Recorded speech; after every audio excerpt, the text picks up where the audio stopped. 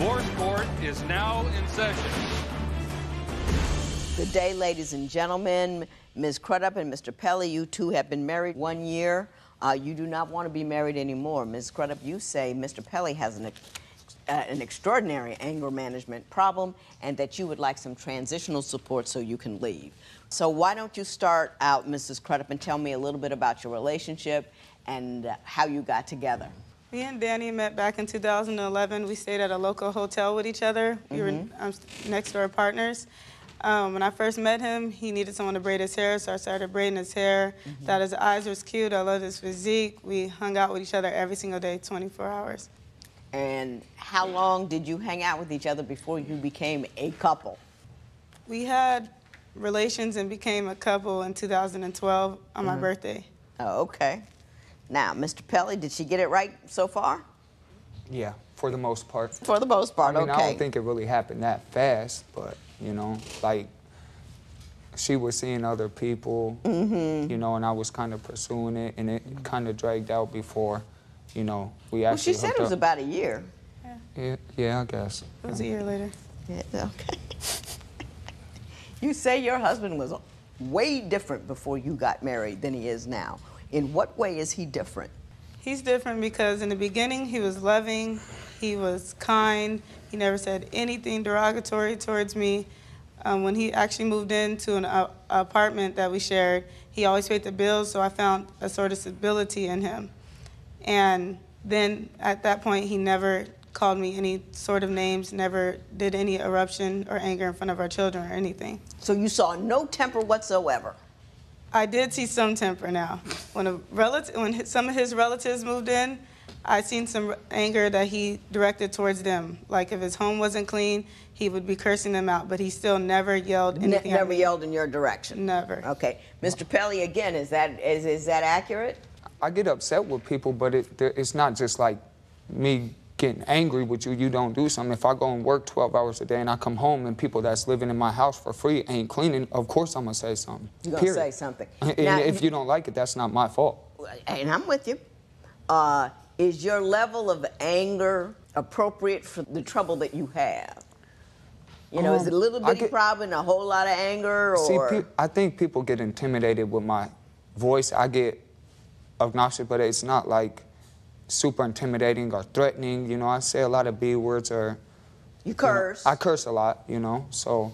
And do you raise your voice? I raise my voice, but it's not because it's not excessive. It's not threatening? I don't go over and beyond. You don't go over and beyond. Have you ever seen him go over and beyond before you married him? Yes. Stop lying. Give me an example. Before we were married, I had a relative over, and Danny had got off of work, and he was coming in from a long day at work, and he seen that relative, and he's like, "Oh my gosh, you're always here."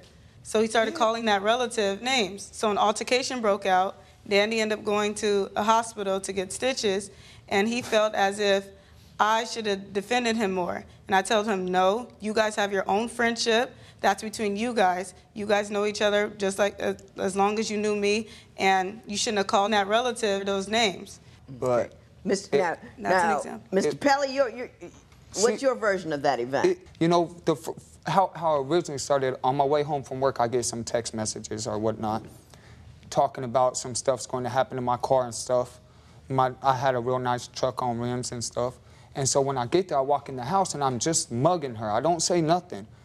She calls me curse words. So I'm like, hey, bum this, bum that. You know, she didn't like what I had to say. So when I turned around, she hit me over the head with a glass bottle. If you see right here, I got a scar right here. It was like inches away from my eye socket. How is it that he went over the top when he's the one that got popped in the head and had to go to the hospital? How do you see that as an anger management problem on his behalf? Because I felt that he was disrespectful. And I felt that he should have came in and simply said, can you leave, like, nicely? But that's not my place. If that's your family, that's your job. That's not my job. And ask me to. I shouldn't have to. As your wife, you're supposed to honor me as your husband. But even, let's say she failed, you shouldn't have had to ask, but you should have. Why didn't you just ask? Say, hey, baby, could you tell her to get out of here because she's getting on my last nerve? I have plenty of time, Shauna. and she don't listen to me. It's just that honor thing, and that's what all my anger stems back from. And then the fact of when she hits me over my head, you're just gonna sit there. Y'all, who? The anger looks like your side of the family, not him. I told him to call the police on her, make a report. And I did, and she wouldn't tell the police what happened. You mean to tell me somebody bopped your man upside his head and you wouldn't tell the police what happened? No, Thank I didn't you. want to speak to them. I just stayed in the house with the children and locked the door. Oh, well, now that was just wrong. 9 ways from Sunday, that's wrong. That's your man, you stand up for him. Police get called, you tell them what the story is. He got injured, he got assaulted. Well, how I looked at it is this was a new relationship, and this is a relative that has been all my life. And I didn't want to get in the middle of it. You know, sometimes what is required of a woman is to stand up in a circumstance where you have 2 competing interests and conduct your business so that those competing interests can be both served and taken care of without anybody going to the hospital or jail. Yeah, that's true. You know what I mean? And you chose not to do that. You chose to be actively inactive.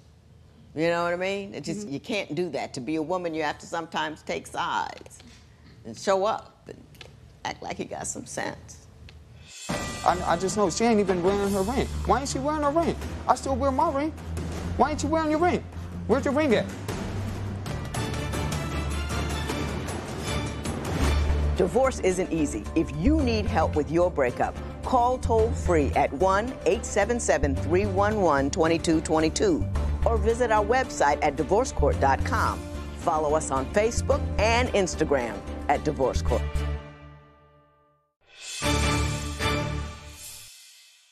Mr. Pelly, you say that your wife withholds sex from you as punishment. Why don't you tell me about that? Yeah, so I work long hours, 12 hours a day. I go in, I provide for my kids and her 3 kids that is outside of our relationship and her. And it's like, you know, at the beginning it used to be good and plentiful, and now it's just like, hey, I come home and I have a task list, you know? I get off of work and it's, hey, I literally on our wall in our living room, I have a list with things she writes down that I gotta do when I get home.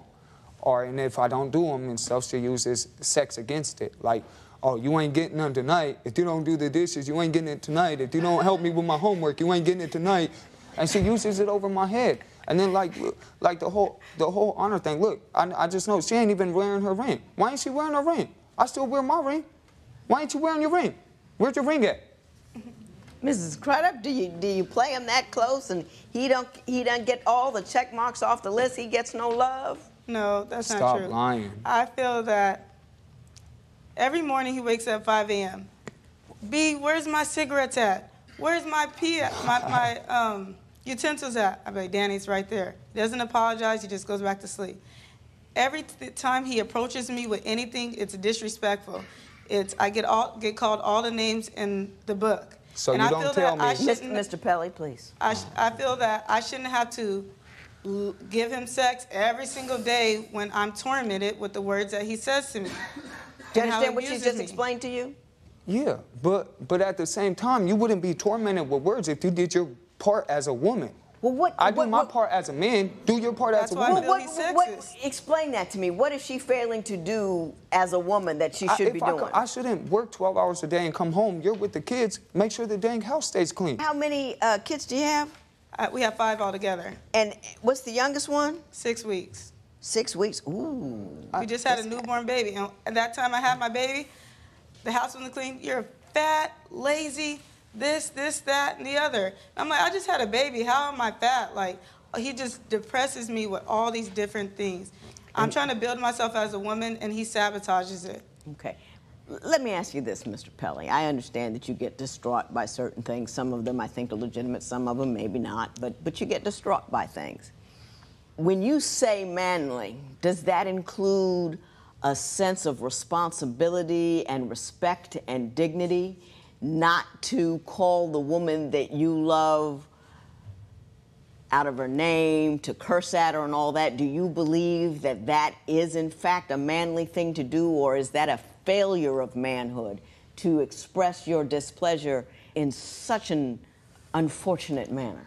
I don't agree with it, and I hate doing it, but it's like how else can I express it, you know? If I break stuff, she calls the police on me. I mean, she even calls the police on me if I cuss. If I call her a B word or anything, Don't cuss and don't break things. That's all you have to do. How am I supposed to express myself? It's like... You know what? The English language is a beautiful thing. There's like 99 words for just about every thought that you want to have, and you can express those words, and you can sit down and have a conversation. You could say, hey, baby, here are my concerns. I've worked these 12 hours, and this is what I would like. Do you think that we can work this out? Yes. Those are the kinds of conversations that get you the results that you want. They really are. I have, Your Honor. My main issue is... But the thing is... You asked me why I'm not wearing my ring today. I'm not doing this anymore. When I leave back to Seattle, you're going to stop this or we're not. I want a divorce, and I want the spousal support because when he first came in, he started, paying all the bills. I had a stability in him, and I feel that he should help me do that until I can be able to get on my feet. Do you feel the distress that she has with the manner that you deal with her? Whether or not you're right or wrong about the specific issues, do you understand how detrimental that is, not only to her as a person, but to your children, especially the daughters? Did you punch the car? I did. After she broke out my van window.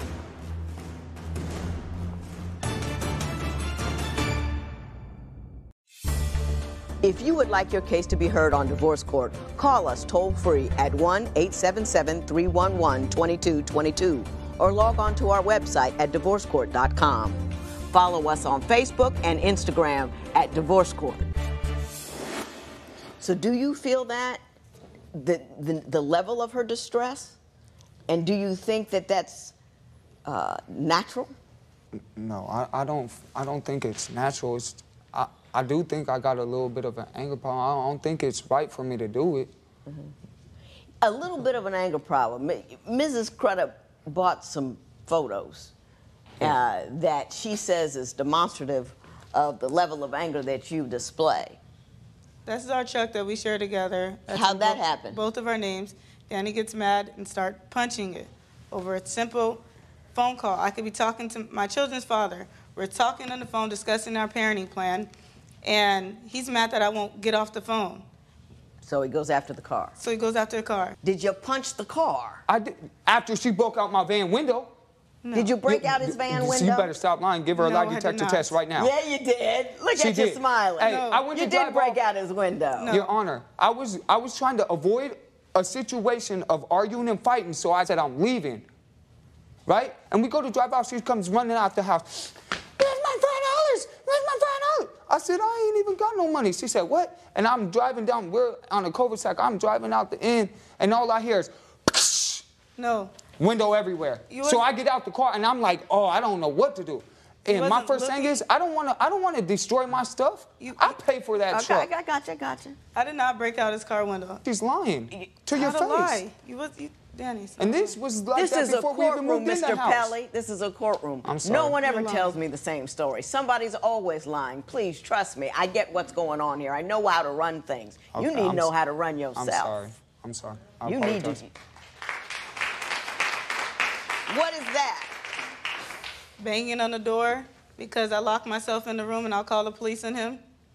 Okay, so you want me to give you $1,800 for transitional support. Why don't you explain to me why, and then we'll talk about what our situation is in its entirety.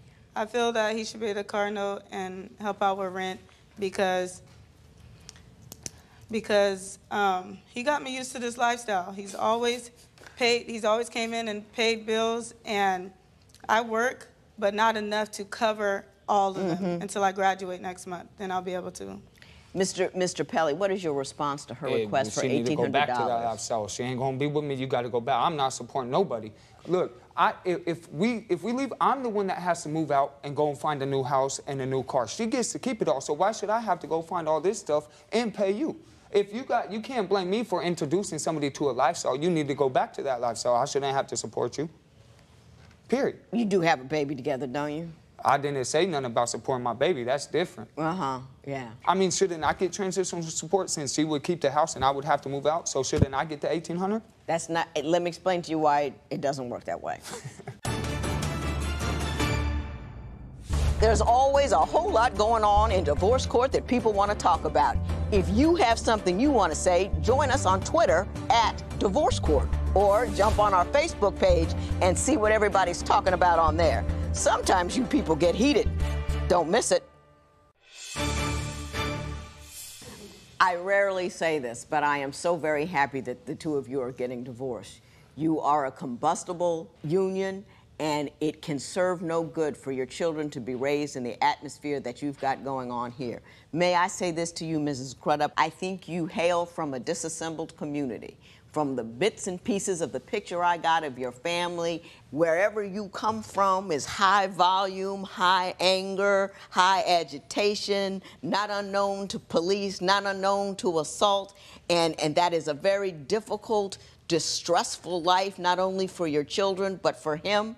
And I think that when you bring that disassembly into your home, it is very distressing to a person who is not himself disassembled. You've got to say, when you marry somebody, this is your dude, this is your cat, and whatever thing you got going on with your girls, with your friends, and all that, and hanging out all day and doing all that kind of stuff, that's got to be put to the side, and he has to get put first. And I don't think you did that, and I think that very legitimately added to his level of anger. I'm going to say that to you. And I'm going to also say this to you. As you leave him, please try also to leave that disassembled lifestyle. I'm so glad that you're in school.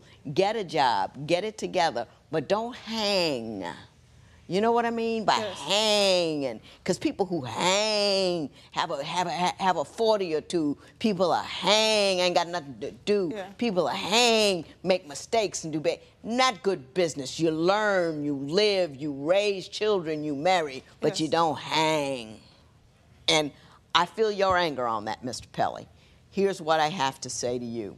In order to be a man and be the leader, which I think you believe you should be, you have to do so with a sense of strength and capacity to control yourself. If you are not in control of yourself, you cannot control the situation. You do have an anger problem. You have a serious anger problem. You've demonstrated it in here when I've shown you no disrespect, and you have come up and top and over me in a situation where I got on a black robe, a man with a gun, and can take your money from you, and you still could not control yourself. If I were you, I would take whatever time, money, and attitude you have and do something about that anger. Because your daughters are, is it a little girl that you have together? 6 weeks. Yes, ma'am. Please don't let her live that. Please don't let her live it when she knows that the man that his father can call her mother a B and a H. Don't let her live that, because she will live the life that you've given your wife. You don't want to see her with self-esteem that's just this big because the man in her life hollers at her and calls her names and gets angry with her and calls her a moron, because that's exactly, she'll go out and marry a guy just like you. And you don't want that for her, do you? No. Okay, let me tell you how transitional support works. When two people are together in a household, one person is bringing in money, the other person is supporting the house as far as domestically, and there is a separation. The person who is doing so domestically has absolutely no means by which to either continue to pay rent, continue to pay for diapers, continue to pay for food. They need a jump start. And that jump start is going to be $1,800 in favor of Mrs. Crudup. I wish you both the best of luck.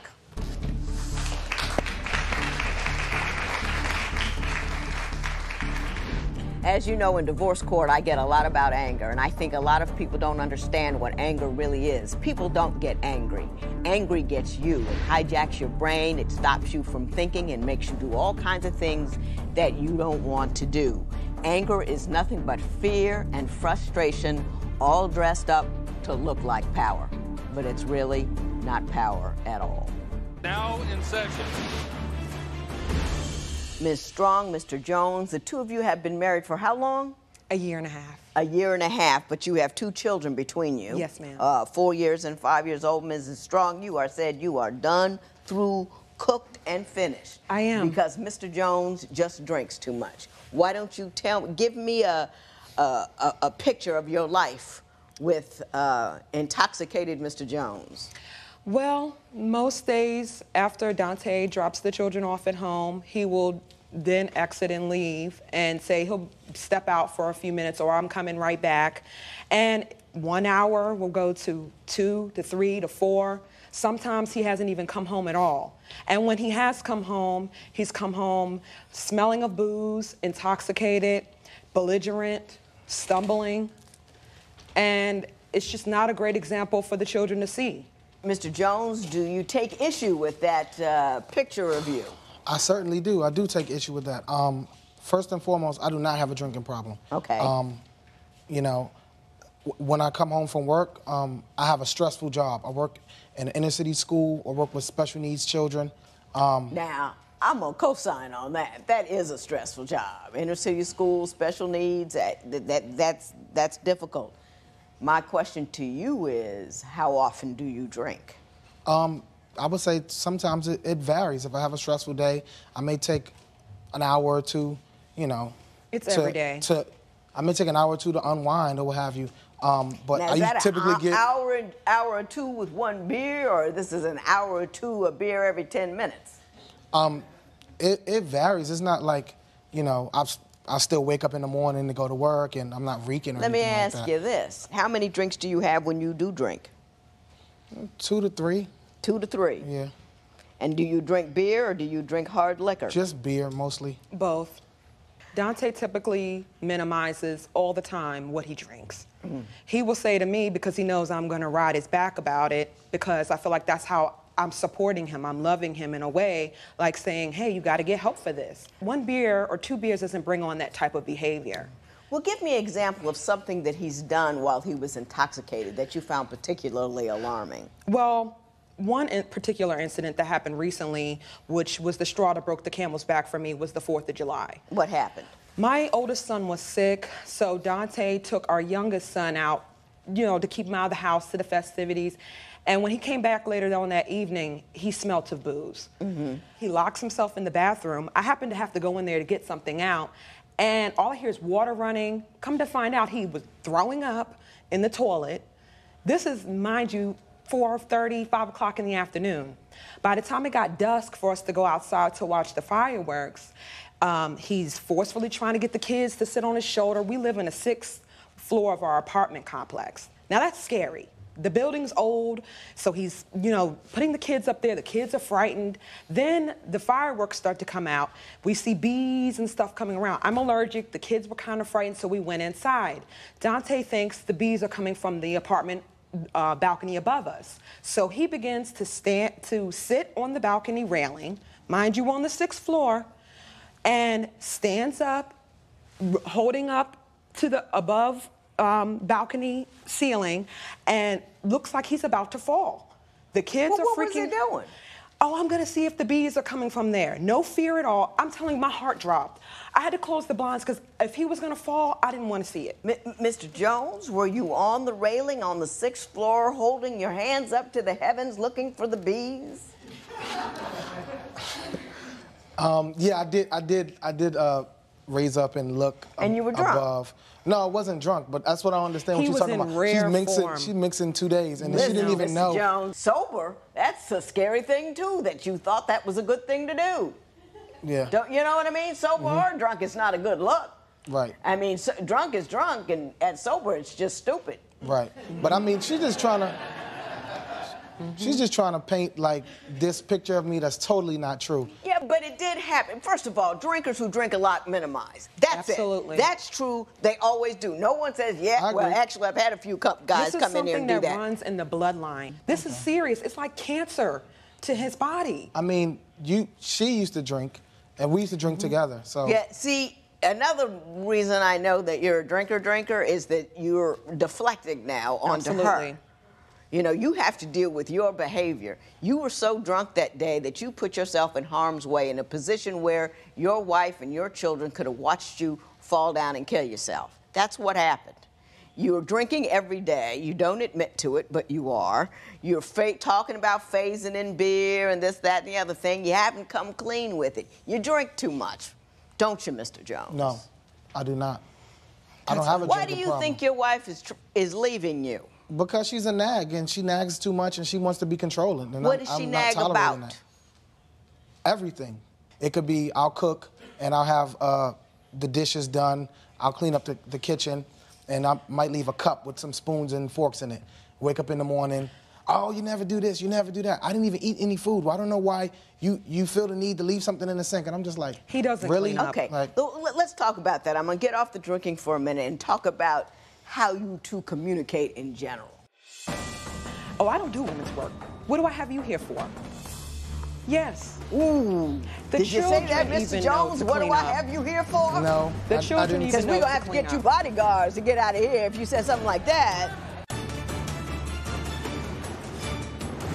Divorce isn't easy. If you need help with your breakup, call toll-free at 1-877-311-2222 or visit our website at divorcecourt.com. Follow us on Facebook and Instagram at Divorce Court. Mr. Jones, I've been messing with you for quite some time, and I want you to tell me what difficulties Mrs. Strong is bringing into your relationship. Well, Is it the nagging mostly, or are there other things going on? There's other things, but I would say the most prevalent thing is the nagging. What does she nag about? Time of day, weather. I feel your pain, but can you give me some more credible examples? No, I mean, really, in seriousness, like I said, it could be cleanliness. She's a neat freak, so we live in an apartment, so it's not very big. Right. She'll rearrange the entire rooms maybe once a month. Well, let me ask you this. Are you working right now? No, currently, well, for the next month and a half, my contract ends. My contract with the school system ends. Okay. Now, Ms. Strong, I understand that part of the reason that you may nag is that he has told you that he does not do women's work. Yes, he has. Could you explain that to me? He's told me when I've asked for his help, when it comes to doing domestic work like laundry, washing clothes, folding, putting them away, cleaning the bathroom. Oh, I don't do women's work. What do I have you here for? Yes. Ooh. The Did you say that, children Mr. even know Jones? to What do clean I up. have you here for? No, The I children didn't even Because say we're know going to have to to get clean you up. bodyguards I to get didn't out of say here that. if you said something like Oh, that. he said it. I may have He said said it it. jokingly, but No. I didn't say that. Do you ever say anything that resembles, I don't do women's work? Well, I mean, His we actions. we have certain things that I do and certain things that she does. One of the things that she does is the clothes, and she's actually told me personally she doesn't want me to do them, you know, because Are there things, of the way I do them. you do, you are asked to do in the home that you refuse to do? Washing clothes probably would be one. But she asked you to do it. She asked me to do it, but then before that she told me that she didn't want me to do it. So I'm just like, But she changed her mind, and now she wants you to do it. and What's I your didn't problem? change, and I didn't change mine. You didn't change yours? No. Okay. When she works full time, no? Yes. Okay. Do you believe that you carry your weight around the house with domestic Absolutely not. duties? I try. I mean, I do whatever's asked of me. I try to get it done. I try. I mean, sometimes I may not make it in a timely fashion, and then she'll just take over from me in mid-stride. Like I may be cleaning up something. has to get done. And she'll say, get out of here, I'm doing it now. Are you purposely lackadaisical? You know what I mean? You kind of, I'm going to get to it, so I'm going to do it so slow it makes her crazy, so she'll pick it up and finish it? She wants it done at a certain time. For example, she might want it done, if it's 6:30, she may want it done before 8. As long as it's done when you wake up in the morning, what's the big deal? Like, why? Is it a time frame thing that No, you ma'am. could be more relaxed about? No, ma'am. There's been times where I've said to him what I need help with. I'm very vocal about it. And then it still doesn't get done. And it's getting, the kids know to do it. Our children are 4 and 5, and they'll go and get on Dad. And my youngest one is so particular about it. Dad, you didn't pick your stuff up. Dad, you didn't flush the toilet. Dad, you didn't do this. And I mean, if the kids know to do it, like, you don't have no excuse. You're out of work right now. This is your main responsibility to hold the home down. And that's not getting done. Now, listen, Mr. Jones, if your children are running around telling you to flush the toilet, you know your situation is like. That's exaggerated. Just tacky and No. wrong and ridiculous. My oldest son was playing with bleach. It's like, come on, you're not Any of that present. happened? That did happen. If you would like your case to be heard on Divorce Court, call us toll-free at 1-877-311-2222 or log on to our website at divorcecourt.com. follow us on Facebook and Instagram at Divorce Court. I got a theory about you. I'm going to hold it in abeyance, and I'm going to ask Mrs. Strong something. Mr. Jones really doesn't want to go, I don't think. I think he thinks that you are making issues bigger than they really are. Small annoyances have become grand problems, and he thinks that, you know, if you would just not be so rigid about it, am I calling it correctly? Yeah. That this marriage is viable. Why don't you tell me something that would make me believe he is incorrect in his assumption? Because he hasn't shown me that when I back off, or the times that I've backed off, that he can hold his end down. I have backed off. For 2 days? Stop. I have backed off several times and tried to do it his way, and I still end up doing it. It stresses me out. What isn't getting done? What isn't he doing? The housework is one. We have 2 small children. He's leaving dishes in the sink. He's leaving the house a mess. And then even when it comes to responsibilities, since he is out of work, we're getting the kids to camp. I mean, for instance, last week, he decides to hang out on a Monday night, couldn't get up the next morning to even take the kids to camp because he was hungover. Like, Did that happen? Absolutely. No, that didn't happen. That did. I went to, I didn't end up not taking them to camp, but I did agree that I was going to take them out to the park. I woke up at the normal time. I woke up at the normal time I wake up to take the kids to camp, and I had a migraine. So I took some Tylenol. And code word for hangover. I took some Tylenol, and I waited till about 9:30, 10 o'clock, dressed the kids, and we went to the water park. And I don't understand why I can't take a day off for the camp. I pay for the camp. I mean, why can't I take them for I came home a and day the at the water house park? was destroyed. The kids told me, because I found food in their room, apple cores, cereal. I said, well, why were you eating in your room? You wouldn't do that if Mom was here. Well, Dad wouldn't get out the bed. Dad would sleep. So I had to get something to eat. My oldest son was playing with bleach. It's like, come on, you're not Any present. of that happened? That did happen, but I was awake and I was attended to them. I went to go use the restroom. And you came out and handled it and took it away from them? Handled it, took it away from them, poured it down the sink, everything. It was 1, 2, 3. Everything was copacetic? I was the one that actually told her about that. She didn't even know. No, my son told me about it. He didn't tell me. Why do you think she's so wound up over there? If everything is kind of like you say it is, what do you think is the source of her distress? I think because she just doesn't view, you know, socially or hanging out, drinking or whatever as acceptable, because she's not into that anymore. Like if she drinks, she'll get a headache immediately. So she just wants to be. How much do you go out and hang and Every drink? day. How often? Not every day. I would say 2 to 3 days a week. We have small children. We should be at home raising them. We live in a rough neighborhood. The focus should be on the education, trying to raise these boys correctly. You don't have time to party. I get it. Like, I was there at one point. When we first met, drinking was fun. That's what we did together. But now it's like, it's an issue. It's an issue. It's rolling into you not getting up to take the kids to school. It's rolling into our marriage. It's rolling into our communication. It's just, he's minimizing it. Well, let me tell you what I got to say about that. There's always a whole lot going on in divorce court that people want to talk about. If you have something you want to say, join us on Twitter at Divorce Court, or jump on our Facebook page and see what everybody's talking about on there. Sometimes you people get heated. Don't miss it. Mr. Jones, I believe you are what I call a day player. A day player is somebody who comes in and works for the day. It's like coming in from a temp agency. He comes in, he does the minimum amount of work because he really doesn't care if he gets come back because he wants that amount of money for that time, and then you go. When you're a husband and when you're a father, you can't be a day player. You got to be a 24/7, I'm there holding it down, my wife is okay, my kids see me every day dealing with them and working with them, and I think you're a day player. You do a little bit over here, and you're not there solid. I don't know what kind of community that you live in, because some people live in disassembled communities where the guys in it don't even give that much. and maybe comparatively what you're doing may be more than the guys that you're seeing around you, and you might be satisfied with that. But what I'm telling you is she's not satisfied with that. She's concerned. I am concerned about your drinking. I think you minimize it. I think you drink a lot.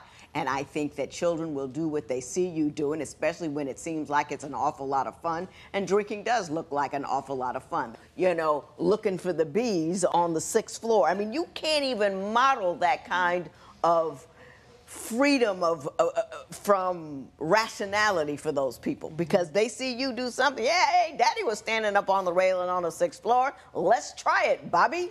Okay, John. Next thing you know, Bobby and John are over the side. You've got to model grown man.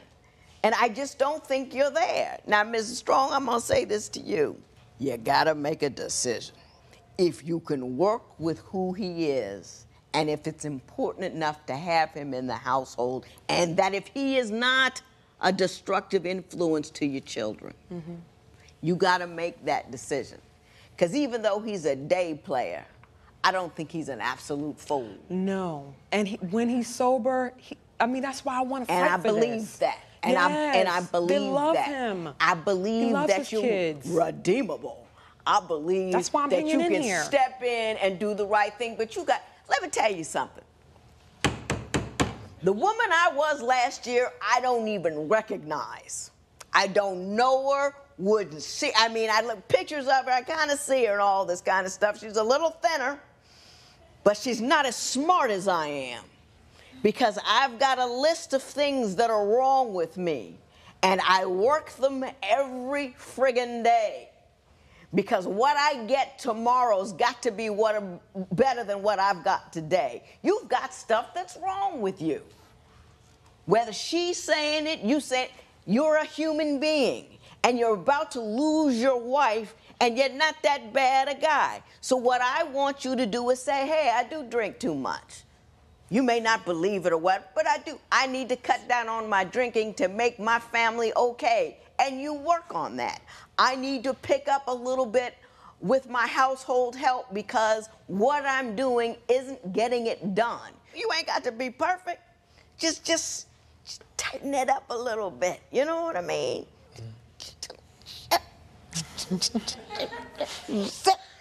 Polish it down. And I believe he's capable of doing it. Oh, I do He's done it before, where he stopped drinking. He's a school teacher. Come on, man. You're a good one. Do you see what I'm saying? You know what's wrong with you, right? You know what she's upset about, don't you? Yes. And then now you man enough to do something about it, right? Yes. I hope y'all stay together for the sake of your children. Man up, show up, step up, do a little better, because I think if you can get it done, this matter is adjourned.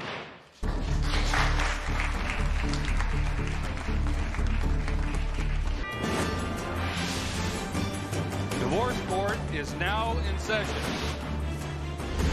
Mr. and Mrs. Roberson, you two have been married for approximately a year. Yes, Your Honor. Correct? Right. And you have a 1-year-old son, and you're 20 and you're 19. Young. You're already here in divorce court. I'm sorry to see that. I'm probably going to root for you a little bit, but we'll see when we get there. Why don't I start with you, Mrs. Roberson? Why are we here after only 1 year of marriage? Because it's like ever since we got married, it seems like everything, my life got cut off. Okay. Meaning, like, now I can't have any friends, I can't go anywhere, I can't do anything. And all my friends are bad people now. He's met these people before we got married, and now all of a sudden they're bad people. So he's got you on lockdown. He put a ring on your finger, and he feels like you ought to stay at home, do nothing. Okay. Yes. Does he have the same rules for himself? I don't feel the way he feels. I feel like he's young. I don't expect him to just sit at home and not do anything. He can go out with his friends, but just do it to a certain extent. You don't go out and do all that different type of stuff like clubs and stuff like that. Mr. Roberson, what's your version of what's going on? She told me what she thought.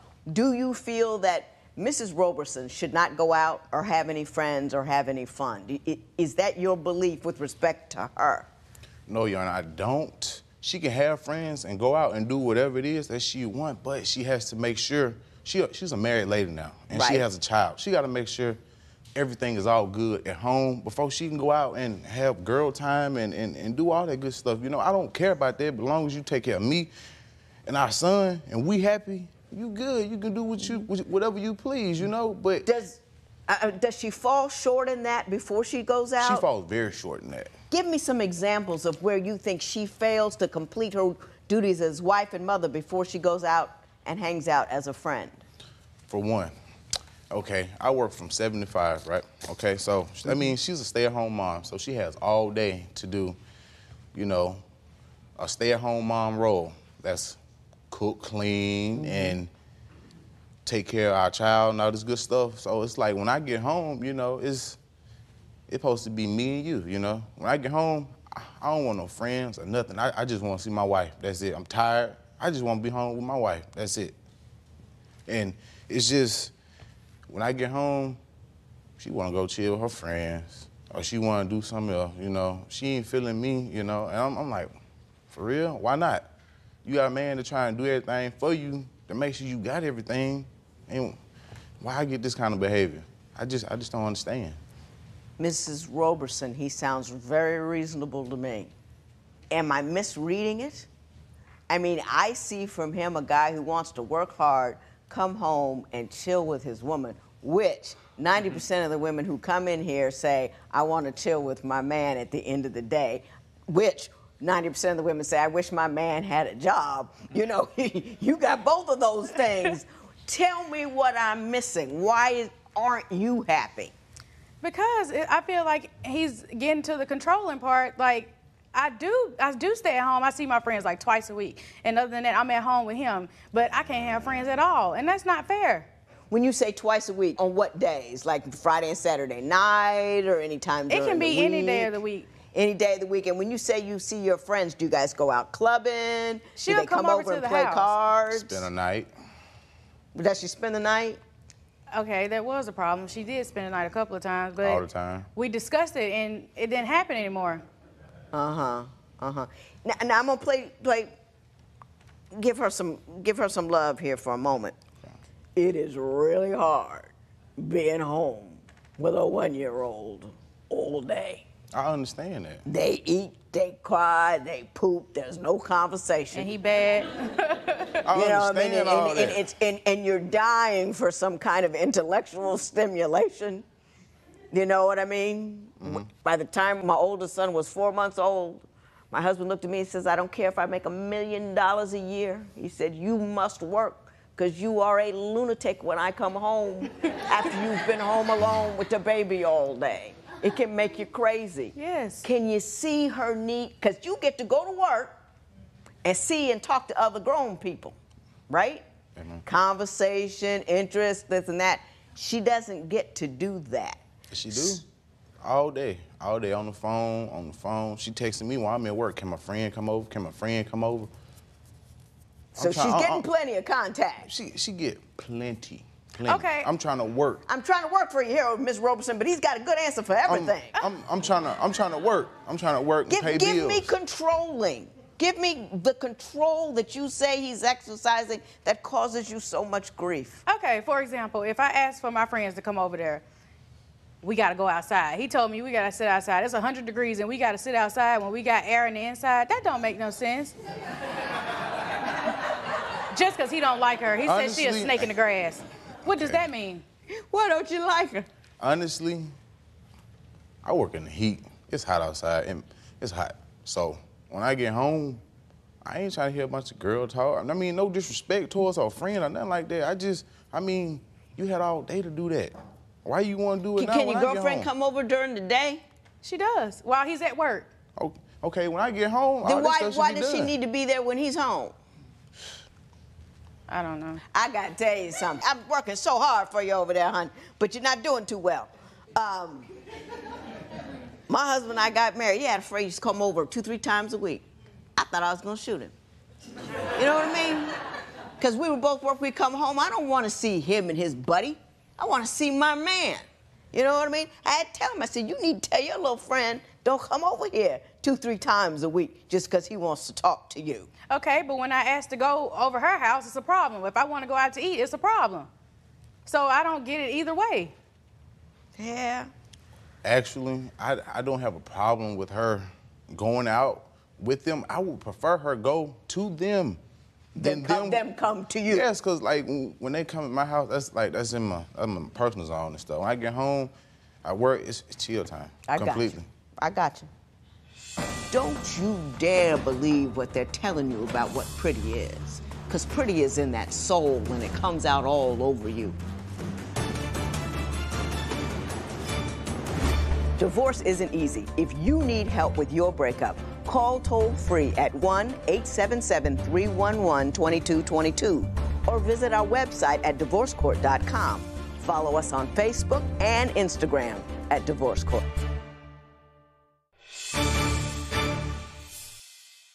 I think I understand what you're both sides of your argument on that, and I think I probably have a resolution for you that I'm going to tell you about a little later, but I want to talk about some other issues to make sure we're still on the same page here. Mr. Roberson, you say you are tired of begging for sex. Correct. Why don't you, as gently as possible, explain to me your distress in that area? Because I'm a 20-year-old man. Right. My hormones raging. Like, I shouldn't have to ask or beg or ask twice. It shouldn't even have to come out halfway out my mouth. She should know what's up, you know? But it's like I have to go over it a million times. Can we do it? Can we do it? Can we do it? Can we do it? And then after I get that out, it's a debate or it's a set time. Why? Why is it a set time? Okay. Mrs. Roberson, what is your response to that? Okay, what he's saying is true, but it is my fault because I don't feel comfortable having sex because of the weight that I gained. I don't feel like I look good enough to just do all that stuff that he wants me to do. He tells me all the time that I'm beautiful, but I just don't see it because I gained so much weight. So that's why we don't have sex as much. Can I say this to you, Mrs. Roberson? You are absolutely beautiful. Thank you. You should see what I see. I think I see what he sees. And I think it's a damn shame that we live in a society that is so body conscious that a woman whose husband looks at her and sees a beautiful woman there that he wants to touch and love, but we have in the magazines and on TV say if you're over a size 10, you are no longer attractive. I think that is a sad, sad thing. You need to learn to love your beauty. Be healthy. If you want to lose weight, lose weight. Do what you need to do there. But don't you dare believe what they're telling you about what pretty is. Because pretty is in that soul and it comes out all over you. And it is, and my son told me, she said, if she's not a size 12, I ain't looking. Under size 12, he's not interested.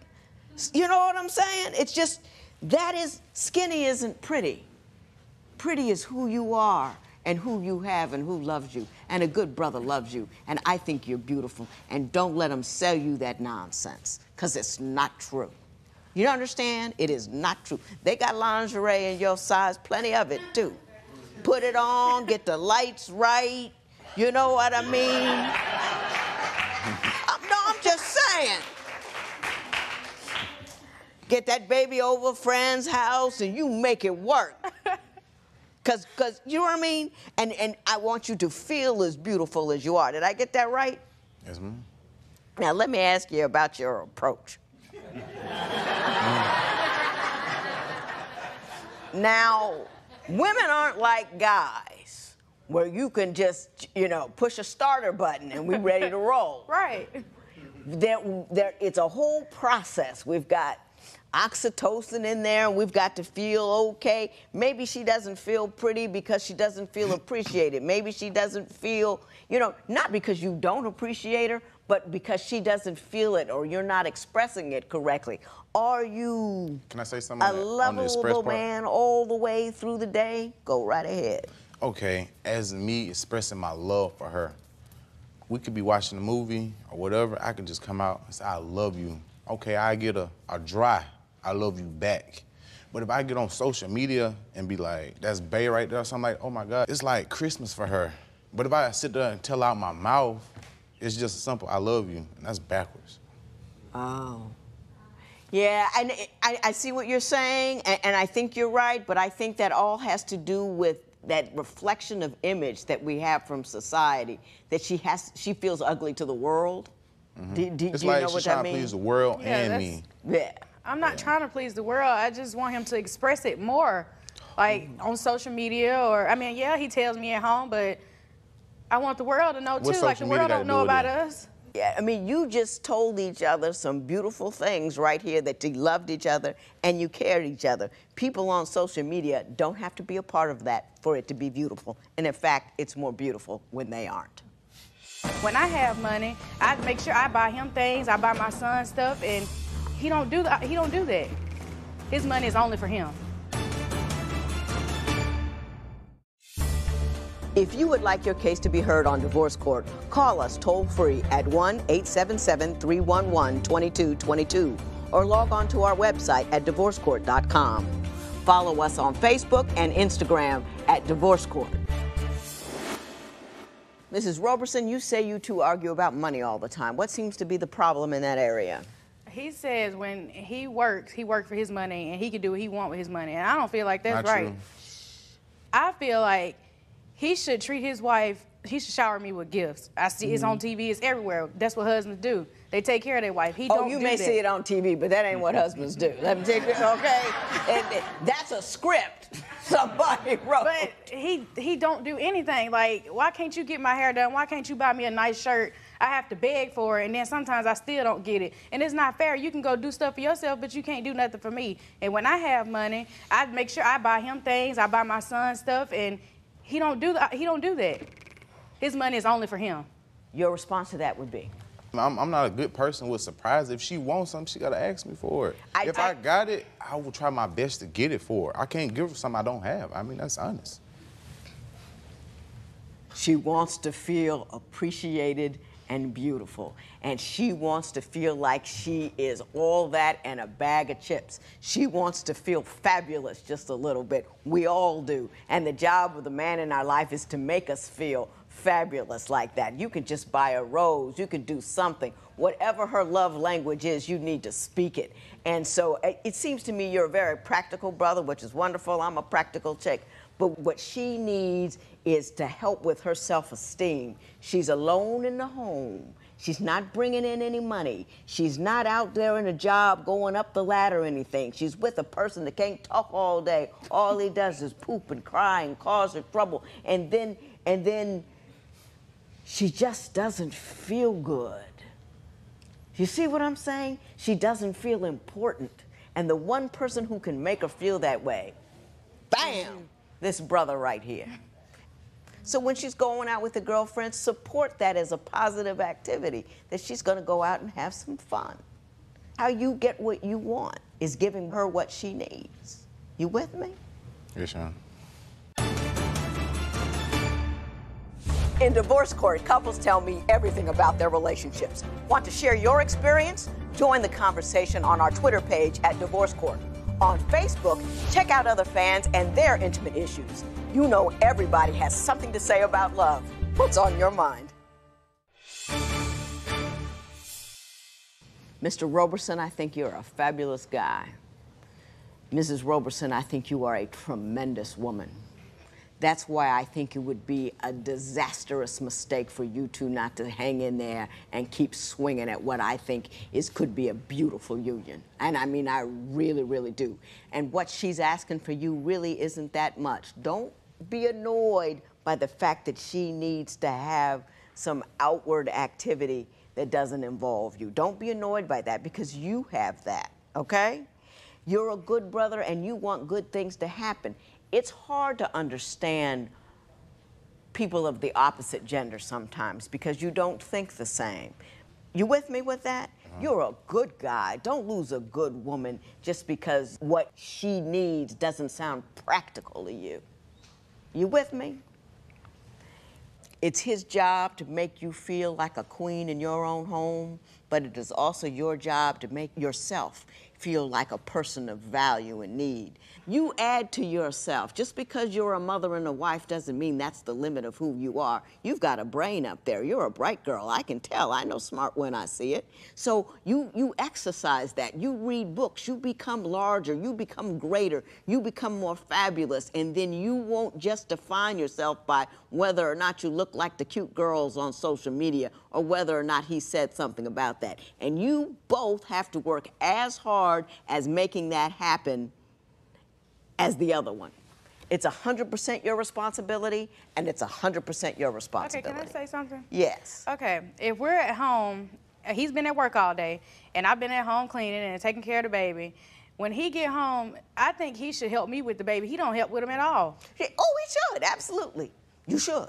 Like if I ask him Because motherhood is a 24/7, 365 job. Your job is what, 60 hours a week? Hers is much longer than that. And a break from that is quite necessary. And it should be not a job to you, but it should be a joyful bringing together of father and child that child will benefit from the rest of his life. You see what I'm saying? Okay. So it's not, I'm a dude, this is what I do. It's like, I'm a dude, you my little dude. And you and little dude do little dude things together when you get home. Yeah, that's what I'm He'll remember saying. that forever. He'll cherish it. He'll be strong because of it. It'll change who he is. And you will get joy out of it. Your different hormones will be expressed. You know, you do when you touch people and love and hug, different hormones happen. To you and to her, you might actually get some. He feel. It's a very sexy thing watching a man loving on his baby. Very sexy.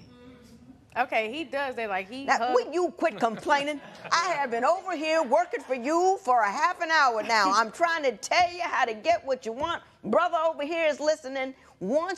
It won't work all at once. But if you do what I ask you to do, if you do 50% of it, you can make it work. Do you understand what I'm saying? You know, get home, watch a tape of this, run it over and over and again, and make it work for that baby, because I love you both. And I want you to be happy. You know what I'm saying?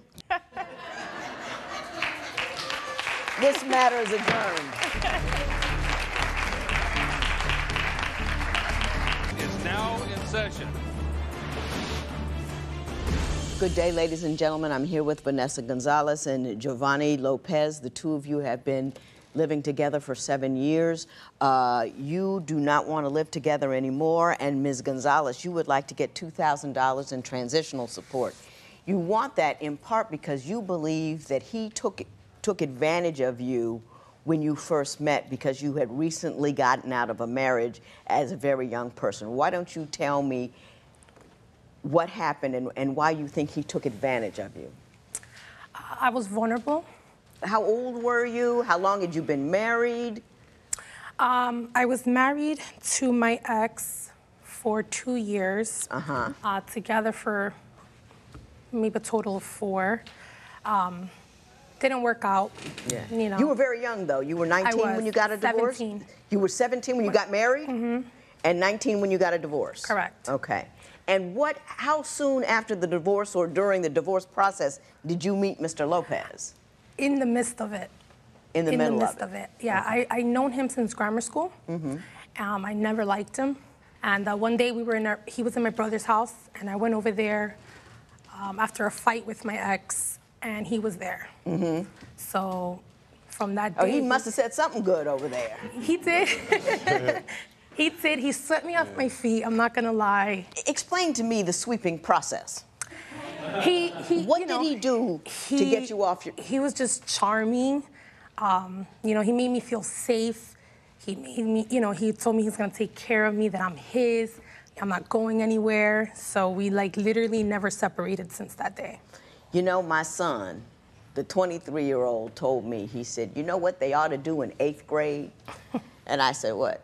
He said, take the girls out of the classroom and give them nagging 101 so they know what kind of crap we come at with them. You know what I mean?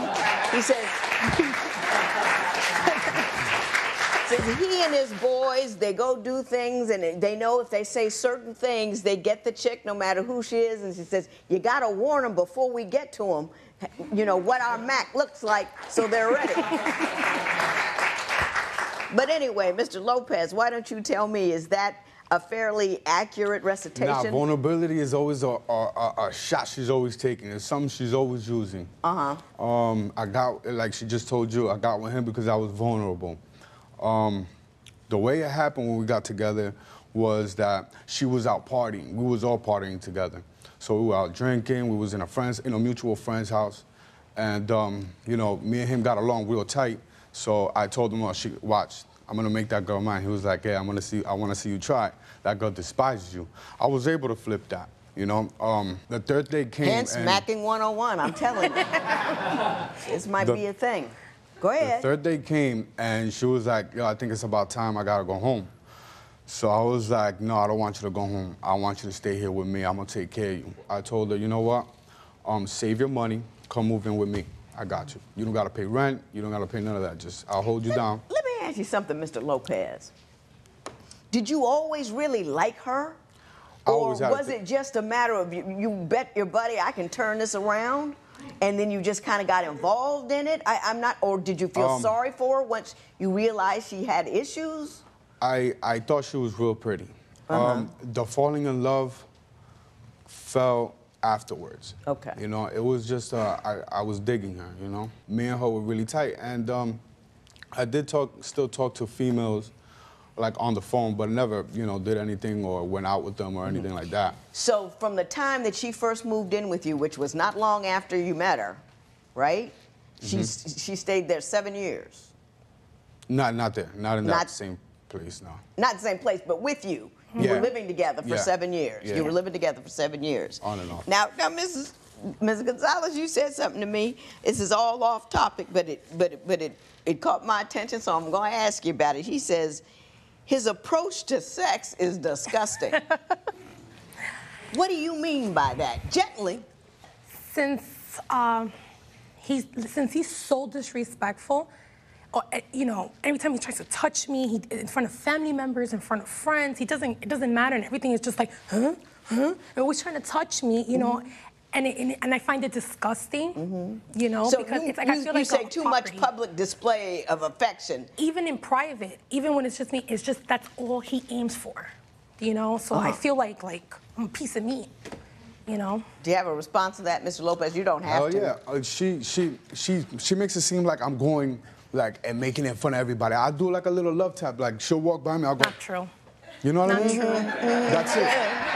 Like it's not that serious. I wouldn't go, come here, give me that. Nah, that's not hell true. No.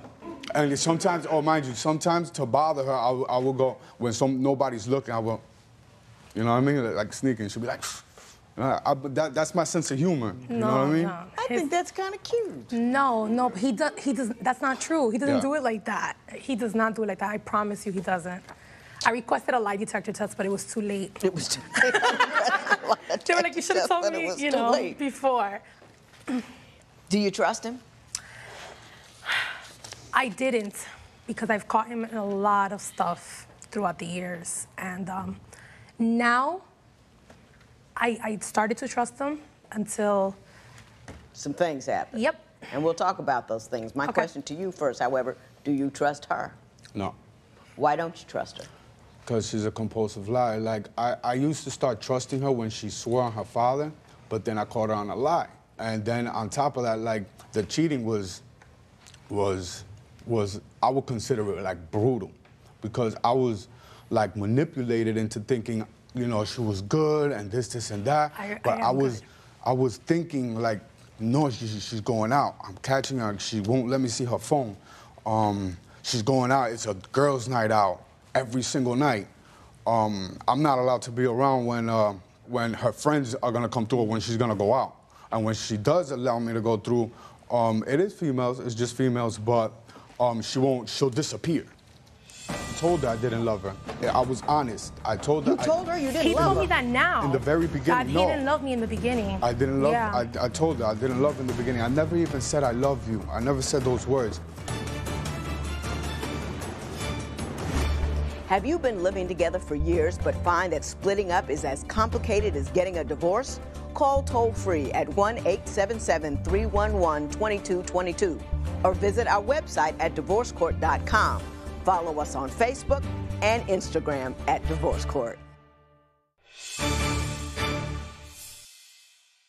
I am going to let you respond, but Mr. Lopez, I want you to give me your best evidence that she has been doing something she's not supposed to be doing with other guys.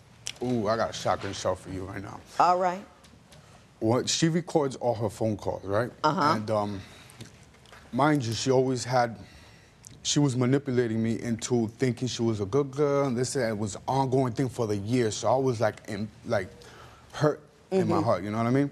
So one time we're in the house, and I saw her marking her password into her phone. So I waited till she was, off guard.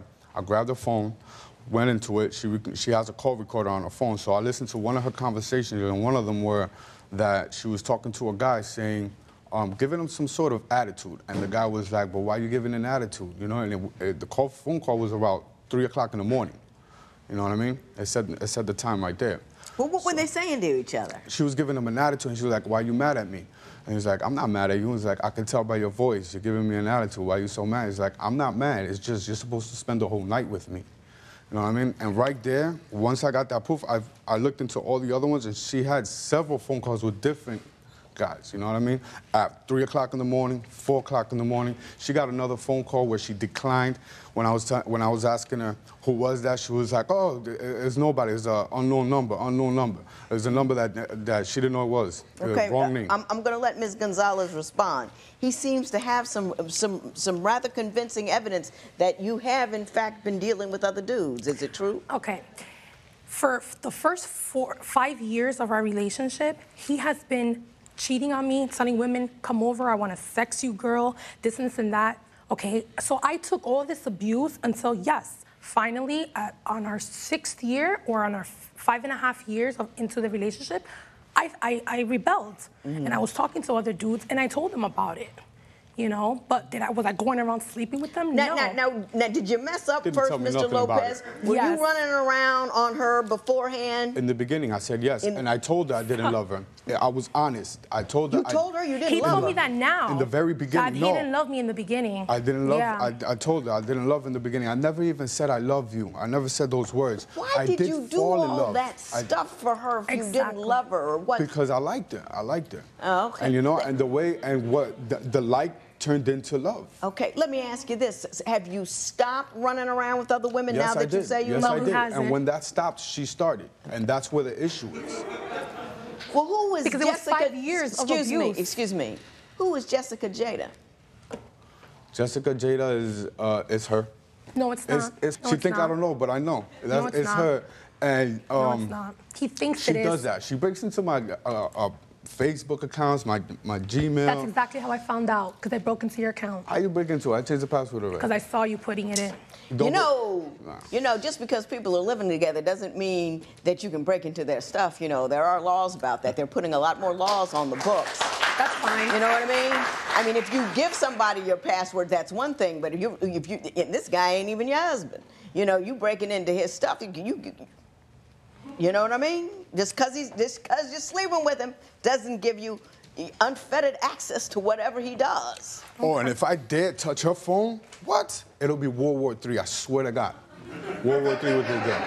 You know she why? sleeps with her phone right here. Because he goes even into my girlfriend's Still, to stuff. this day. And back to the me going out and because I don't want him around, it's because he imprisons me on my personality. How does he imprison your personality? He imprisons my character because. Give me an example of what he does to imprison. If I'm happy, go giggly with my friends having cocktails, he's looking at me. It's just my girlfriends, and it's just everything bothers him. Like, for an example, I could spark up conversations with anybody, male, female, that's just the way I am. And he'll be like, look at you, you're all friendly, you're sending mixed signals, and this, but it's to everybody. He literally abuses me mentally, like every day. So of course I don't want to have sex with you. Of course I'm not going to be affectionate with you because I can't stand you.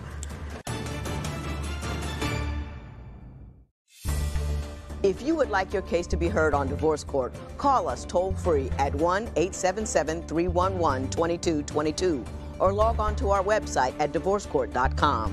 Follow us on Facebook and Instagram at Divorce Court. Mr. Lopez, you said something very interesting in your papers. You said, you don't want to make yourself miserable trying to make her happy. Can you explain what you meant when you said that?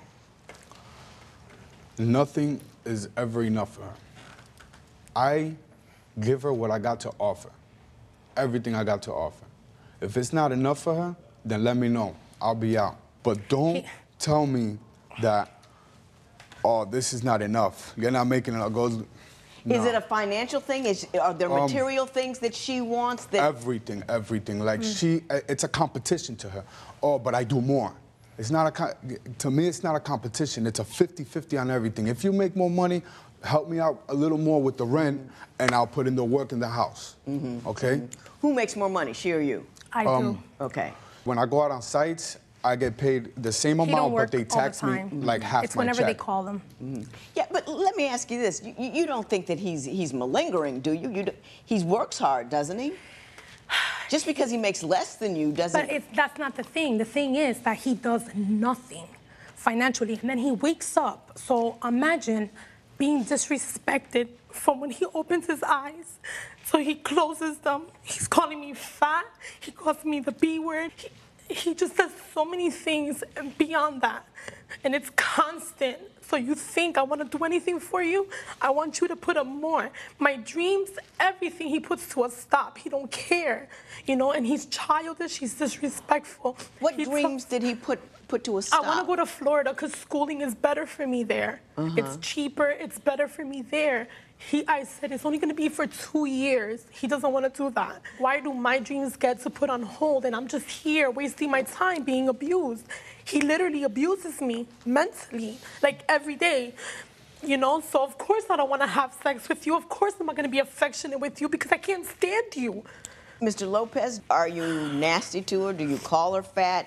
And be honest about it. Sometimes you get frustrated, you do things. Okay. Is that part of what goes on? She's talking about what happened before I left. So you left and then came back? Yeah, so I left for 7 months. She tried calling me, but I completely blocked everything. I shut down everything after I found that phone call. So I went back to the house after 2 weeks with police escort, and she did not allow me to retrieve my items. The cops were like, she's too wild up. Just, you know, take the personal items you need and go. You know? Of course, because you owe me money for the rent and you never give me nothing. I wake up every day to take you to work at 5 a.m. 3 towns over every day. And you don't even throw me $10 of gas. You're cheap. You don't do nothing for me. You do see, nothing now she's for talking me. about that day, No, and I wasn't making a lot. For me. I was making hardly anything. Have things changed now since he's come back? No, it's the same thing. It's the Why same did you thing. take him back? Because in the first month or two, of course, we haven't seen each other in 7 months. Of course, everything's going to be peachy cream, you know? But then he started his old little habits again. What habits? What of habits? Disrespecting me. Mr. Lopez, are you in this relationship? Do you want to say, I got the impression that you weren't done. Or if she moves to Florida, I'm done. I'm not quite sure where you are, and you either. I want to be on the same ground with her. Ms. Gonzalez, are you done, or are you just trying to get this thing fixed? I just need you to fix it. Okay.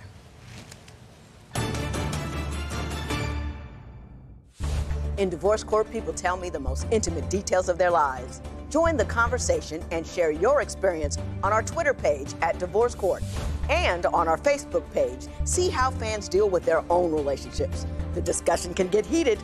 Don't miss it.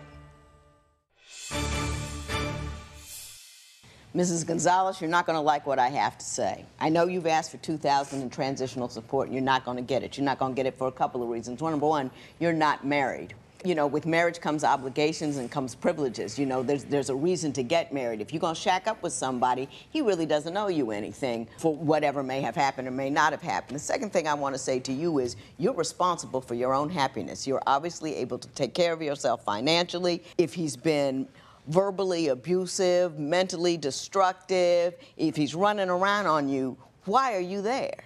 I don't understand it at all. You don't have children together. You're not relying on him for money. If you stay with somebody who's, and I'm not saying you are, I'm just saying if who's beating you up emotionally and giving you nothing else, you know, that's your bad. You know what I mean? You got to be woman enough to know that you're going to be fine by yourself. I think I see a lot of women come in here, get all mistreated or whatever, how they feel, but they don't want to leave. You know what I mean? I don't understand that. If you're in a situation where you're cool enough to go, don't take it. Don't take it and go. And you're responsible for your own happiness. Mr. Lopez, I think she was right when she said you were playing games in the beginning. You wanted to see how much of a dude you were if you could get a woman who didn't like you at all to like you. And you played games with it, and then finally you fell in love with her a little later on, but you took advantage of her when you were weak, and that kind of stuff never works out. It's childish, it's hurtful, it's demeaning. Don't do that kind of thing. And I think that's how you got to where you are now. Another thing is, I wouldn't go to Florida with you. You guys don't have enough going on. You're not married, you don't have kids. If you were to leave and go to Florida, for what reason? You don't like each other? You don't have any job there? She's going to keep begging you for more, and it's never going to work out. So I think you've made a sound decision to stay and not go, and I think you need to make a sound decision to go and let it go, but you will not be doing so with $2,000. There will be no recovery in this matter. It is so ordered. Is now in session. Good day, ladies and gentlemen. I'm here with Antoinette McCreary and Stoney McCreary. The two of you have been married for about 2.5 years. Yes, ma'am. Yeah. You have 7 kids together, though, correct? Yes, ma'am. But you do twins, right? Mm-hmm. There's a couple of sets of twins in there. Yes, ma'am. But you have 9 altogether. Yes. I don't know how you get up in the morning. I'm just saying. I'm going to start. You don't want to be married anymore. Mrs. McCreary, you say your husband will sleep with anything that walks by. Yes. Why don't you tell me what he's doing? He is constantly on social media. He has slept with relatives of mine. He has slept with relatives of other people that I am associated with. He has had girlfriends within the marriage. So a long-time girlfriend while he was married to you? He called himself getting into a relationship while we were married. Like, it wasn't like he had her before we met. It was... He got her after he had you? Yeah. Now, Mr. McCreary, you're looking pretty bad over here. I'm going to give you an opportunity to redeem yourself. Is everything Mrs. McCreary telling me true? Yes. You get an A+ for honesty over there, Mr. McCreary. Yeah. Now, I got a question for you. You got a lady over here. Yeah. And you got what, at the time, 5, 6 kids with her. Yeah. So you've been with her for a while. Yeah. And then one day you look at her and say, you know what, baby, we've created an entire baseball team here. Why don't we get married? And then you go somewhere, you put a ring on her finger, and you say, I will keep only unto you until death do you part. Why did you make that commitment if, in fact, you were going to behave like it never happened? When we first got married, we used to go out and everything, but I got married and she didn't want to do nothing no more, but go to this bingo. You know, like, I don't want to... Bingo? Yeah, bingo. Well, how often does she go to bingo? What? Every night? What you mean? Not Do you true. go to bingo every night? No. No, I go like probably every other night. I can't. I don't go every night. Every night? Come on now. You might He don't have a problem when I win, and if I come back with some money, he don't have a problem with that. I don't go to the club. I don't party. I don't do none of that stuff. You just go to bingo? So I go to bingo. It's like something that me and my family been doing before he came in the picture. So that's like I vent and relax at bingo. Like, I got a lot of kids. Yeah, and that was my next question.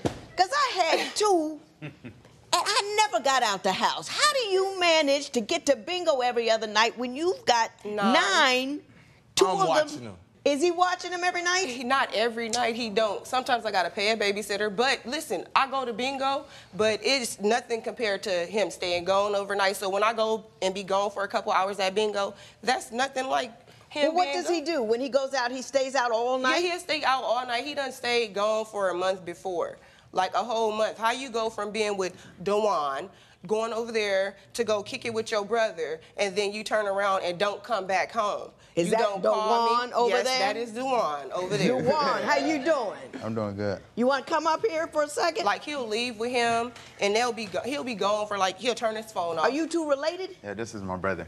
That's your brother? Yeah. Ratchets. Your brother wanders a bit, even though he's married. You admit to that? I wouldn't call it wandering. I'm just saying, get out the house. He wandered too. And I don't get him in trouble. Yeah. What do you see when you see their marriage? And forget that he's your brother for a while. Who's making the biggest mess? I say she is. Oh, wow. And why is she making the biggest mess? Because she really don't spend time, and she always want to go to bingo. And when my brother want to go out, she don't want to go out half of the time. He embarrassed. Do you ever go out with him when he's with some of his other women? Don't lie. Be honest. All right, here and there, sometimes. Here and there, you go out with him and his other women, and you're going to talk about her going to bingo. But look, it... Look. Right, Go on, sit down. Look.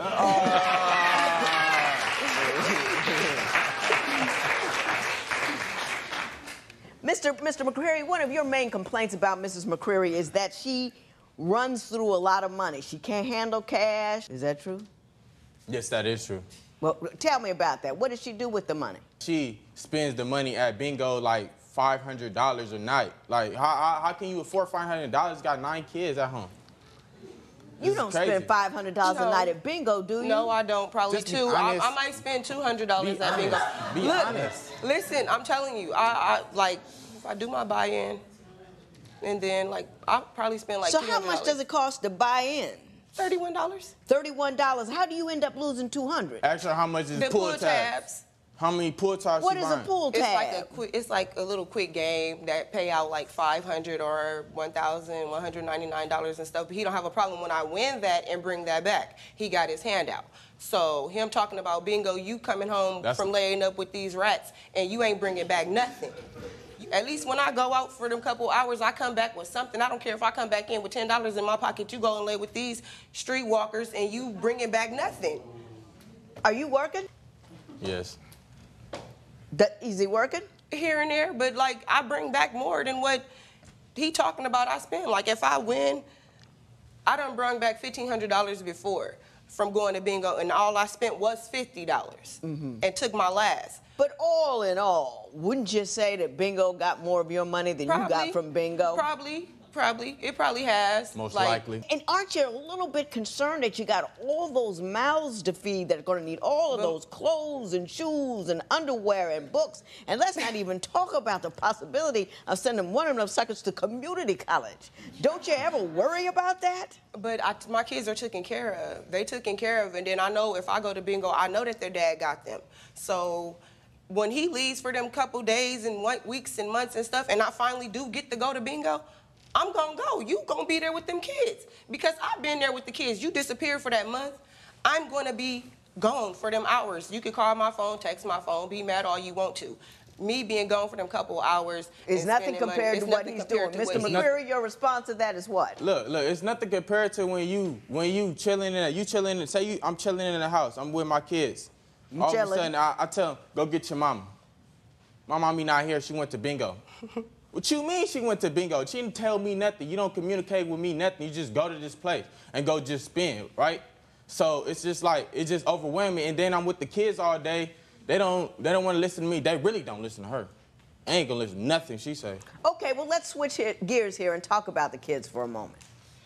So why did you bring your girlfriend to your party with your wife on the grill? She said she didn't want to come. I asked her.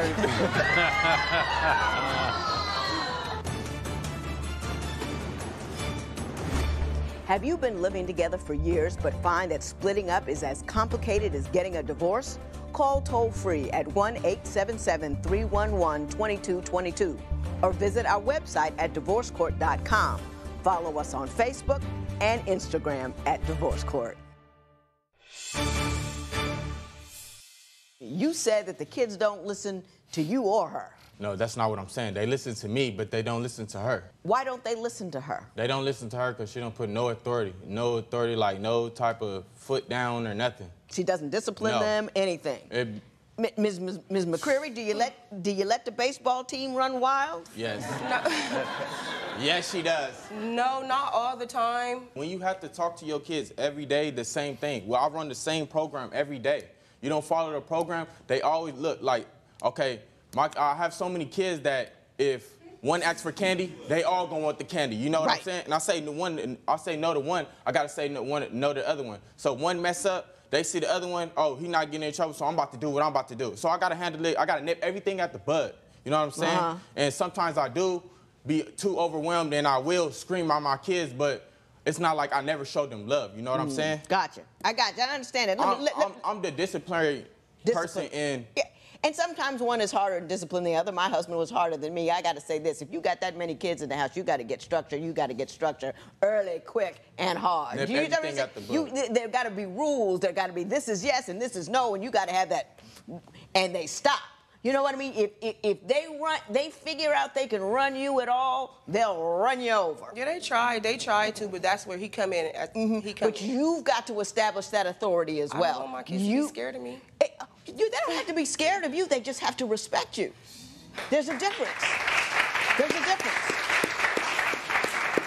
Now, Mr. McCreary, you say Mrs. McCreary has an outrageous temper. Tell me about that. Oh, yeah. Look, so mad. Want to burn up the clothes. You feel me? I'm gonna wear this. I can't put this on. Well, you weren't in it at the time, were you? Huh? You weren't in it at the time, were you? No, I wasn't. Man, I could have been asleep.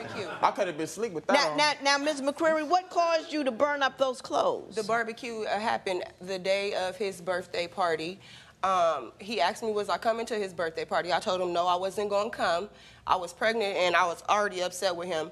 And I'm like, okay, it's my husband. I'm still going to go to his birthday party. I go to his birthday party. It's a little yellow rat following him all around the party. And a yellow rat? Yes.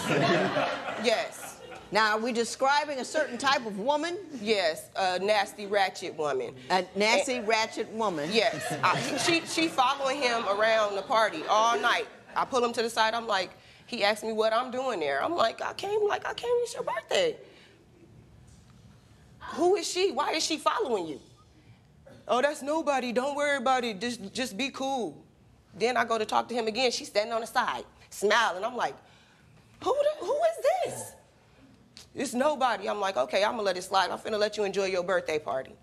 Find out later on that night, it's his girlfriend. So why did you bring your girlfriend to your party with your wife on the grill? She said she didn't want to come. I asked her, no, look, this is the situation. I asked her, was she gonna come? She said no, kept saying no, wanted to be mad. I'm like, all right, then why you don't want to come? She just said, I just don't want to come. All right, don't come then. Got it. Wasn't supposed to be at the party, point blank. Exactly, I wasn't supposed to be there, so he it's had so his wrong. It's my birthday, what you mean? I hear you. It's so wrong in so many ways I can't even begin to address it. So we're gonna move on. Did you wear out the car with the skillet and a knife? Yes, I did. You got that kind of spare cash? If you would like your case to be heard on Divorce Court, call us toll-free at 1-877-311-2222 or log on to our website at divorcecourt.com. Follow us on Facebook and Instagram at Divorce Court. Sometimes I have to sit here and wonder what to say next, but you guys have so much going on. It's like a cornucopia of crazy, and I have so much to choose from, I don't quite know where to go, so I'm going to hone in on a word that caught my attention that somebody else had to explain to me. It was brought to mind by you said, what was the yellow girl? A yellow rat. A yellow rat? You said you've always wanted to be with a red bone. Who said that?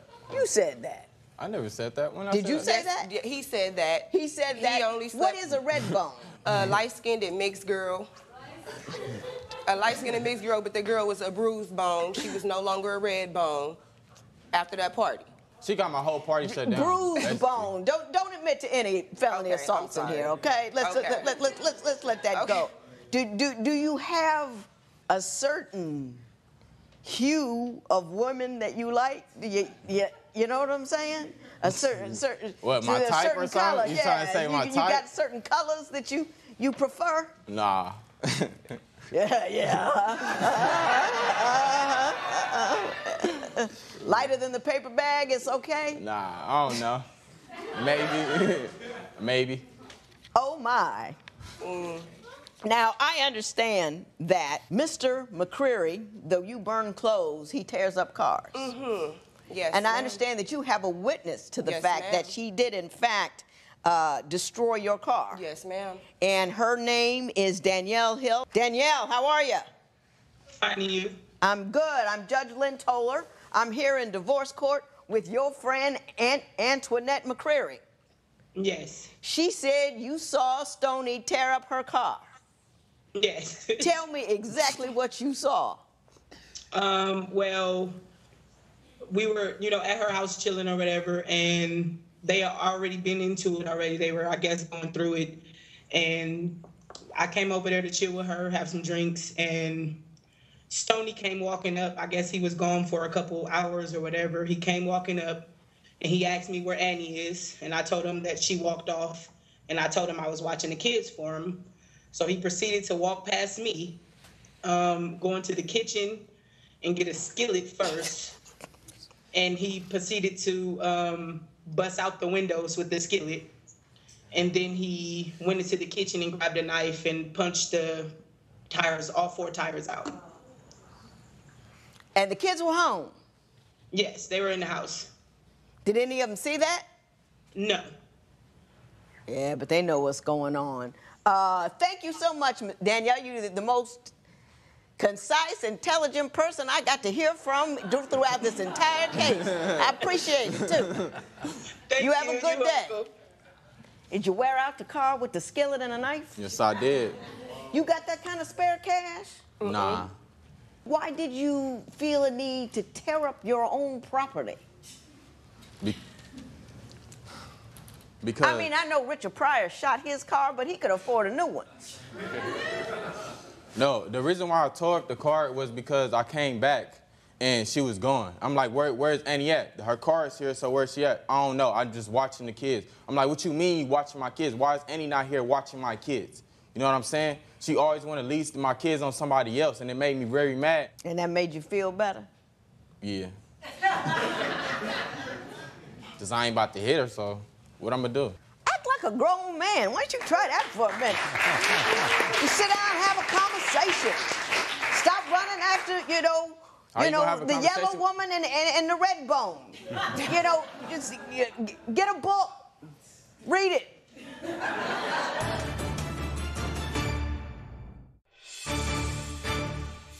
Let me tell you what, you people scare me. You're 29 and you're 24, which means you've got a whole lot of procreating years left.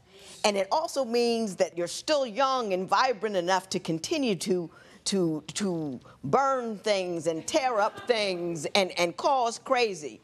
You know you're going to unleash a whole generation of children who have absolutely no concept of calm, cool, or together because they're living in a house with the two of you. You're going to have your own little army out there, none of them that are psychologically sound because they're in a house with people who are spending time at bingo, running after different hued women, burning clothes, and breaking up cars. You don't have that kind of money. You've got to save your money. You've got to save your time. You got 9 kids. You don't have time for bingo. What you got time for is study time and book time and creative time. So these people don't go running around the country causing chaos everywhere they go because they don't have any good role models. Good Lord, people, what are you doing?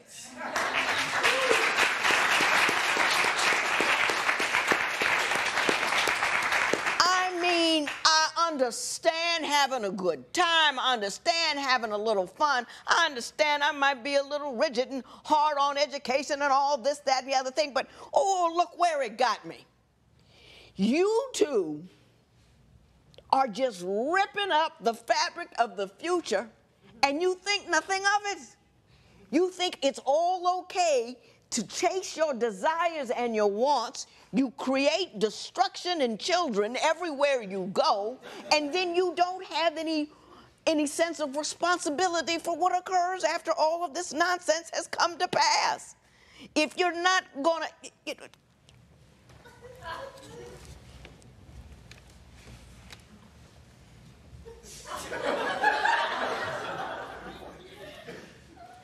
And I'm rarely speechless.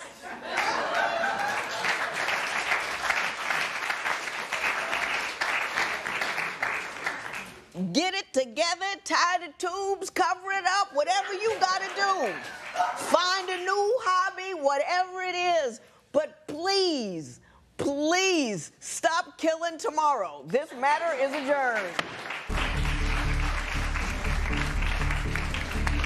Is now in session.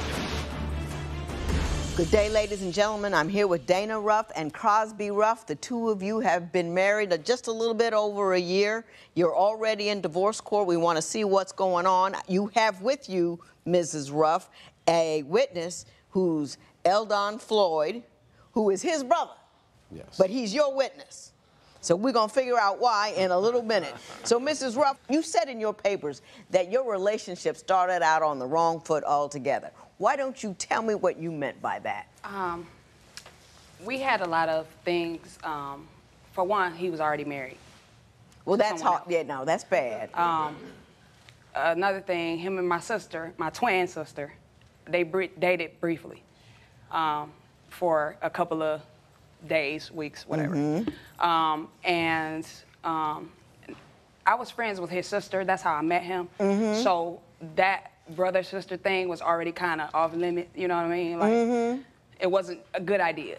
No. Okay. Got that. So, yeah. And a lot of that played a part in why we have so many problems now, because there's a lot of emotion, and there's a lot of. But what kind of emotion and who's having them? Problems that we dealt with in the past that we said we've gotten over, we haven't. Okay, was there cheating involved? Yes, there was cheating. Who was cheating? On my behalf. Okay. There was cheating. While you were dating or once you got married? While we were dating. Uh-huh. Yeah. So early in the relationship, there were 2 times during our relationship while we were dating that I cheated. Did you find out about him or did she confess to him? I found out about him. Okay. When you decided to marry her, what had changed? Because you must have made a decision somewhere in there that she is now trustworthy when in fact she was not before. She made some initial changes that made me comfortable. I beg to differ. No, social media. There was no male social friends to be added to her page. She did things like that. Did you comply with that? Your Honor, we spent 8 years together before 6 years together before we got married. During that time, we, like the cheating and all that was going on. So I think he kind of knew that I didn't want to be his girlfriend no more. I spent 6 years being his girlfriend. Mr. Ruff, did she give you an ultimatum? No, it wasn't an ultimatum, but I knew she wanted to be married. And to me, talking to her, she kind of felt like I didn't love her or she wasn't good enough to marry. She was good enough to bid, but not to marry. So it was a situation where I wanted to show her that I really, truly loved her, and I wasn't just there to play house. What's gone wrong in this short year and a half that has made you two decide that this relationship is no longer viable? My husband was in the Army, and I think he kind of uses that technique that they use in our marriage. It's almost like I feel like he's my commander, he's my sergeant. Well, give me an example of some of the things he does or says. Like, I could tell you before we were married, he told me, this is the way you have to live. This is the way I want my girlfriend to be. We lived like we were married before we were actually married. That was... Were you living together? Yes. And he was telling you what to do, when to do it, and how to do it. I wasn't even married. Wasn't no going out on dates. Wasn't no having no girl, nights. There wasn't no... You went somewhere. You had 2 affairs. I mean,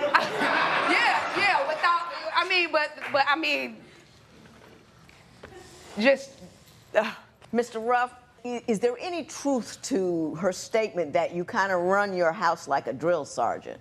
I don't believe so. I believe I'm real lean. I don't like be on her head about things or try to control her. I let her do what she wants to do. Do you have rules?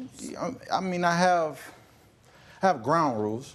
What are the ground rules? Well, I feel like a woman should be home to take care of the family if she's not working, not hanging out. So when you say she should be home, you don't mean all the time. She can't go out with her girlfriends a couple of times a month? Yeah, she goes out with her. She went out with her girlfriends, like birthdays, things of that nature. She went out with her girlfriends, but it wasn't like Hold up. You mean to tell me she can't go out with her girlfriends unless it's a special occasion, like she can't have a life outside the house? She can have a life, but no, you need to be able to pay for that life. Now, if you can't afford... And how does one pay for that life? Money, cash. So, you're saying because she doesn't work, she can't afford to go out?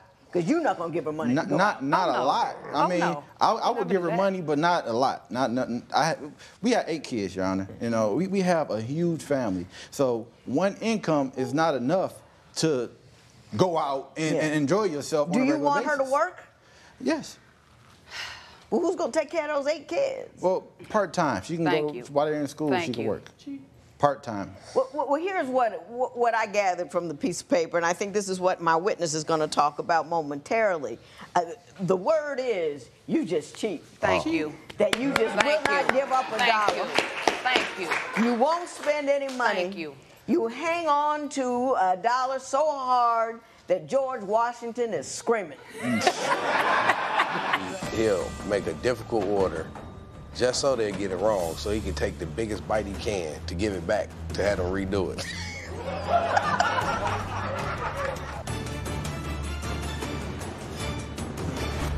Have you been living together for years but find that splitting up is as complicated as getting a divorce? Call toll-free at 1-877-311-2222 or visit our website at divorcecourt.com. Follow us on Facebook and Instagram at Divorce Court. Mr. Floyd, you are Mr. Ruff's brother. Yes. And I take it you love Mr. Ruff. Yes. As a brother. I love them both. That's why I'm here. Tell me how cheap is he? I'll start off with one story. Like, if we go get something to eat, he'll make a difficult order just so they'll get it wrong, so he can take the biggest bite he can to give it back, to have them redo it, so he can get fuller. I have never heard of that before. Ask him. Mr. Ruff, do you do that? No, I don't do it so that they can get it wrong. I just like my food a particular way, and if they make it wrong, I feel like I'm justified in taking a bite. If I don't like it, I want what I ordered. But if it's not what you ordered and it's wrong, don't you still take the biggest possible bite you can and then give it back to them? Yeah. I mean, Your Honor, most fast food places, they're going to throw it away anyway. They're not going to take it and put it back on the shelf, so it's garbage. You might as well take a bite out of it. Mr. Floyd, can you top that one? I don't know if you can, but do you have any other stories about Mr. Ruff and his penury? He needs to spend more money on himself. No credibility, Your Honor. No Why credibility. doesn't he have any credibility? He got on $1,400 shoes, but he borrows money from me. So you got on $1,400 shoes? Yeah, I do have on $1,400 shoes. I don't have $1,400 shoes. You don't understand money. But you want to borrow money from me when he needs to pay a bill or something. Now, Ms. Ruff, why don't you tell me why you say your husband is so cheap? Okay. One day we went to McDonald's. My husband wants to argue with me. He tells me, oh, order what you want, go ahead. So I ordered a double cheeseburger instead of a McDouble, which I usually order. And he's telling me, oh, well, don't you know that double cheeseburger has extra cheese? That's 30 extra cents. Like, you know? And I'm just in the car like, is he really doing this right now? That's not fair. Like, is he really? That's not fair. Are we really arguing about cheese? Like, are we really doing this? Did you argue about 30 cents on some cheese? She argued, Your Honor. I just brought it to her attention. That's why. She got mad because I brought it to her attention. But why would you tell me to order what I want if you're going to talk about the cheese? You know what I'm saying? But Mr. Ruff, Why did that even make your radar? That 30 cents on some cheese. How did that make your... Because normally she orders the McDouble, which only has 1 slice of cheese. This particular time she ordered the double cheeseburger. I'm like, well, you know that has 2 slices of cheese on it. Mind you, he told me to order what I want. I just wanted her to know, and she got mad because I said something. I didn't tell her she couldn't get the cheese. You were just letting her know that that she was costing her brother 30 extra cents so she could have 2 slices of cheese instead of 1. Can you give me any other examples of Mr. Ruff's inability to give up $1? Flowers. I could think of one time that he gave me flowers, and the only reason he gave it to me is because I complained about it. That was the only reason I got it. Mr. Ruff, is that true? Yeah, it may be true that she can only think of one time, but it's not true that I only did it one time. I did it many times. You did it many times. Not $1,400, put your arm down. Ms. Ruff, let me talk to you. My understanding is he only allows you to spend $20 a day on your debit card. Oh, yeah. How does he monitor that, and what does he expect you to provide on that $20? In the beginning, he gave me a debit card to use, you know, just in case I was somewhere and didn't have any money. And I bought my brother, who watches our kids from time to time, a phone. Now, he didn't agree with that. So he went and put a limit on the debit card that he gave me that says that I can only spend $20 per day. I don't know. Did you do that? Yes, I did that, Your Honor, but it's a lot deeper than that. Well, tell me how deep it is. My wife is an emotional spender. Now, she does something that she likes to call retail therapy. To her, shopping is therapy. Were you a little extra critical on your girlfriend when you were working with her? If I was, it wasn't intentional. You know, I was hard because I wanted her to be the best. If you would like your case to be heard on divorce court, call us toll-free at 1-877-311-2222 or log on to our website at divorcecourt.com. Follow us on Facebook and Instagram at Divorce Court. Now, Mrs. Ruff, are you an emotional spender? Because there are people out there like that who fill themselves up when they don't feel loved or cared for or something by purchasing things. Is that you? I do. But in my defense, somebody has to be, because clearly he's not. He doesn't. Well, what kind of things do you spend money on? I mean, it could be anything. I mean, clothes, you know, stuff for the kids, stuff for him. Do you go shopping with him? No. That's out of my league right there. That's out of my league right there. But, you know, like say we go out to eat, and I say, you know, I want to take my husband out to eat. Where you want to go eat at? Oh, let's go to Red Lobster, or let's go to the steakhouse. But if it's him, oh my! You got to go to McDonald's and you're 30 cents for cheese. It's not fair. That's not It's not fair. Okay. That's not true. But, Your Honor, my understanding is this. You feel a little resentful because you gave up your career as a singer to be a stay-at-home mom. Why don't you tell me a little bit about why you did that and how that makes you feel? My husband has a media company. I was one of his artists on his record label. When I started performing, we were dating, so a lot of the things that he would say to criticize my artistry would kind of affect me more, not only because he was my boss, so to speak. He was your man. He was my boyfriend, you know, so I felt like, for instance, I did a show. During that show, I had on some knee boots, but it was the summertime. You know, you can get away with wearing knee boots in the summertime, depending on what you got on. So he criticized me so bad, Judge, I'm talking about, I was like in tears almost. So we leave that place and go to another place to see one of his other artists. Well, I'll be darned, she got on boots too. Did he say anything to her? No, he did not. Now, I want you to give me a moment here, Ms. Ruff. Open your mind wide like a prairie. Were you a little extra critical on your girlfriend when you were working with her? If I was, it wasn't intentional. You know, I was hard because I wanted her to be the best. I wanted her to be good. So I just tried to get the best out of her. His insults and the things that he said to me during that time when we were working together, that is what caused me to not want to do it. Give me an example of the kind of things that he would say to you during that period of time that you found insulting. Your Honor, she is... Well, I'll give you a minute to think. I'll let him speak, and I'll give you a minute to think. Go ahead. My thing is this, Your Honor. you know, I got other artists, and she had an attitude with me, being that she was my woman, that she shouldn't have had with me in front of them when we were working. And that was the problem. It wasn't a situation to where it was like I was just being hard on her, but a lot of times I had to remind her that, look, you're my artist, you're not my girlfriend right now. And she would argue with me in front of the other artists and make it almost like, well, they think they could try to get away with something like that. And that's, you know, they would probably get shelved if they tried that. But her being my girlfriend, I couldn't shelf her and go home because that wasn't going to work. So I had to put up with more than I normally would take from Did you ever sit down and have a conversation with her about that exactly, saying, listen, let's not argue in front of other people because it affects our business? Yes. Or Yes, she didn't want to hear that. she didn't, and nothing came of it? No, nothing. She stopped doing music. In divorce court, people tell me the most intimate details of their lives. Join the conversation and share your experience on our Twitter page @Divorce Court and on our Facebook page. See how fans deal with their own relationships. The discussion can get heated. Don't miss it. Do you really want out? I want my husband to change. I want him to change because we cannot keep living like we've been living. It's not fair for our children. It's not fair for us. It's not fair for nobody. What one thing specifically could he change to make you at least consider staying? He's gonna have to consider me. Like the cheat, you know, I can't do that. You know, I don't wanna feel like, you know, when I take my husband out, I gets down. I spend my money, and I make sure he had the best of the best. Beyond the material aspects, because he's tight with a dollar. I get that. I'm a little tight myself. But my question to you is, I think it goes deeper than that, because you're in tears. You don't feel valued, and I want to know why.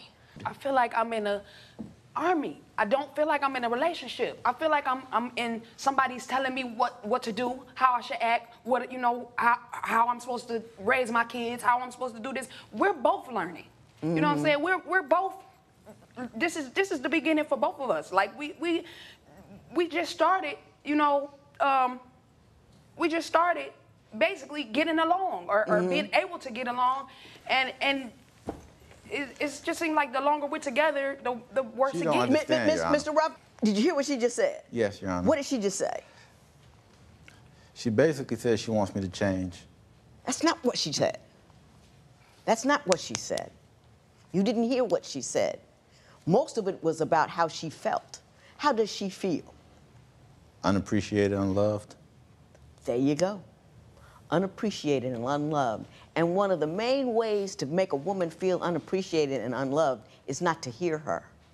So when you said, basically, she wanted me to change, you're saying all the stuff that she felt and all the stuff that hurt her was no consequence to you. All you were thinking about was how it affected you, but how she felt was not important. Do you understand what I'm saying here? Yes, Your Honor. You don't agree? I don't agree. Tell me why. I don't agree because I live a difficult life. I don't have a 9-to-5 job. I don't get a paycheck where I get a steady income. If a customer don't walk through my door, I don't make any money. So I have to make sure when I have money, when I'm making money, when it's good, I have to make sure I have it to carry over for when it's bad, for when it's slow. So I budget. You know, that's our budget. You really didn't hear her. You're still talking about money. Thank you. This beautiful, gorgeous woman wants to leave because she feels unloved in her own home, and you're fighting with me about, well, I get this or I did the same thing. You don't even want to listen. If I was going to lose my man and somebody was telling me how to keep him, I'd be all up in the listening. And I think that's how you start. You start by listening to this woman about her needs and her wants and how you can show her love in a way that she can receive it. You with me with that? I'm with you. You're not just trying to shut me up, are you? No.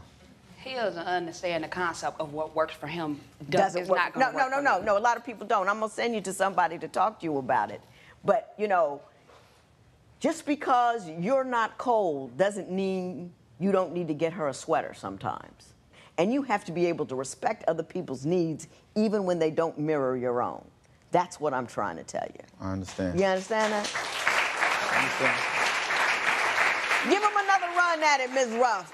And stand your ground. Be cool. Don't get excited. But say, hey, you're not listening to me. And if you keep, you're not listening. You're not listening. He like hard like this. Yeah, I know. Like, we gonna work on him, though. Yeah, I almost beat him up. This matter is adjourned.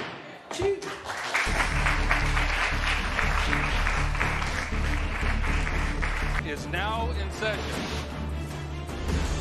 I have here today Isaiah Newcomen and Marvisa Reese. The two of you have been together for 12 years. You do not, however, want to be together anymore. Mr. Newcomb, I'm going to start with you. You say the entire relationship started off with a lie. Tell me what that lie was. Okay, the lie was she lied about her age when I first met her.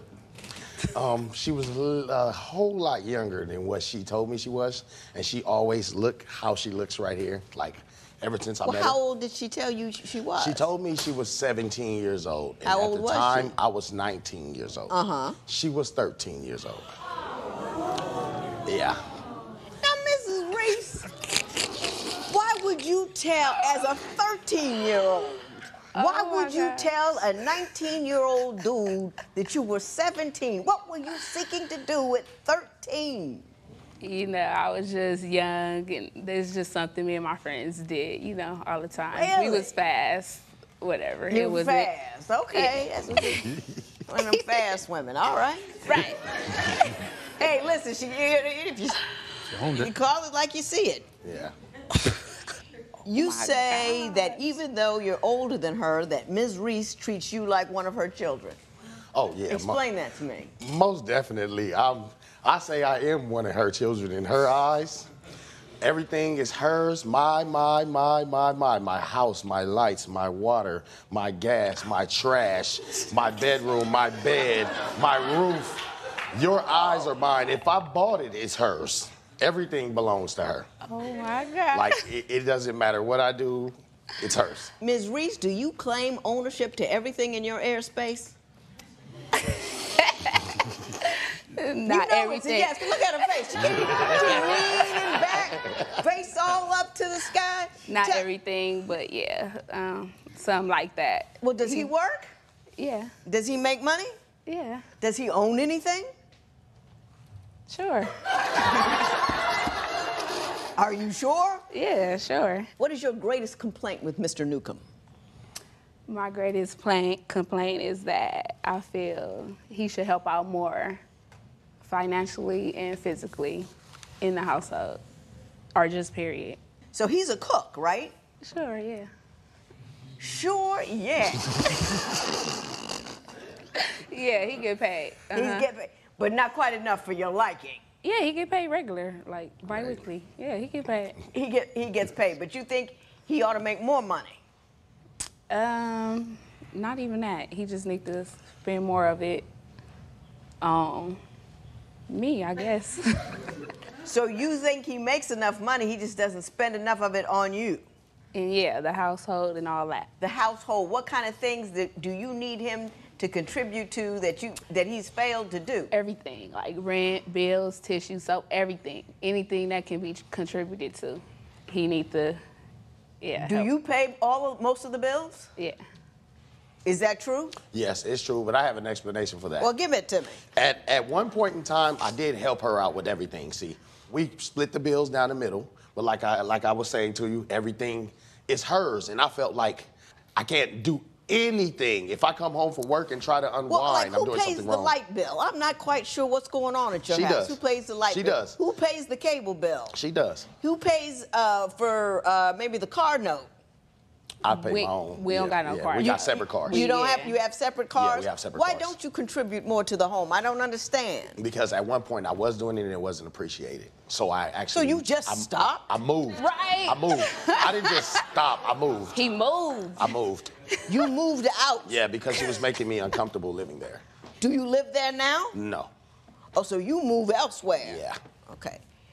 Do you think that he should continue paying bills at your house now that he has moved to somewhere else? You know what? Yeah, because it ain't even like he moved nowhere else. He's still there. This how he do. Because she wants me to be. No, this how he do. He'll move and then come back 2 days later, but be like, oh, I don't live here. I don't live here, so I don't gotta do that. I don't live here. You know, like he played like that. So he hangs around in the house, but Yeah. every time you ask him to contribute, he say, well, I don't need to because I don't live here. Yeah, that's how he do it. Like, he don't live here. You live here. You live What here. did she do to get you back in the house, other than Just be more appreciative of what I do. When I do things for her, when I am there for her, if I take her out, if I do something, she just kind of be like, that's what you're supposed to do. You're not supposed to. But at the same time, me as a man, my job is to tell her she's pretty every day. My job is to tell her I love her, make her feel good about herself. And as a man, she doesn't make me feel good about myself as a man. She make me feel like gum on the bottom of her shoe. You now, know? Mrs. Reese, now, I'm looking at you over there, and I'm getting a little queasy.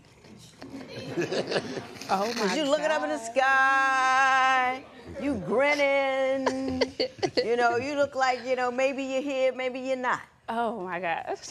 My question to you is, do you have any inkling of what this man is talking about Yeah. when he says he doesn't feel like a man in his own home when he shared it with you? Yeah, I know he talking about, but no, that's far from the truth. He don't feel like that.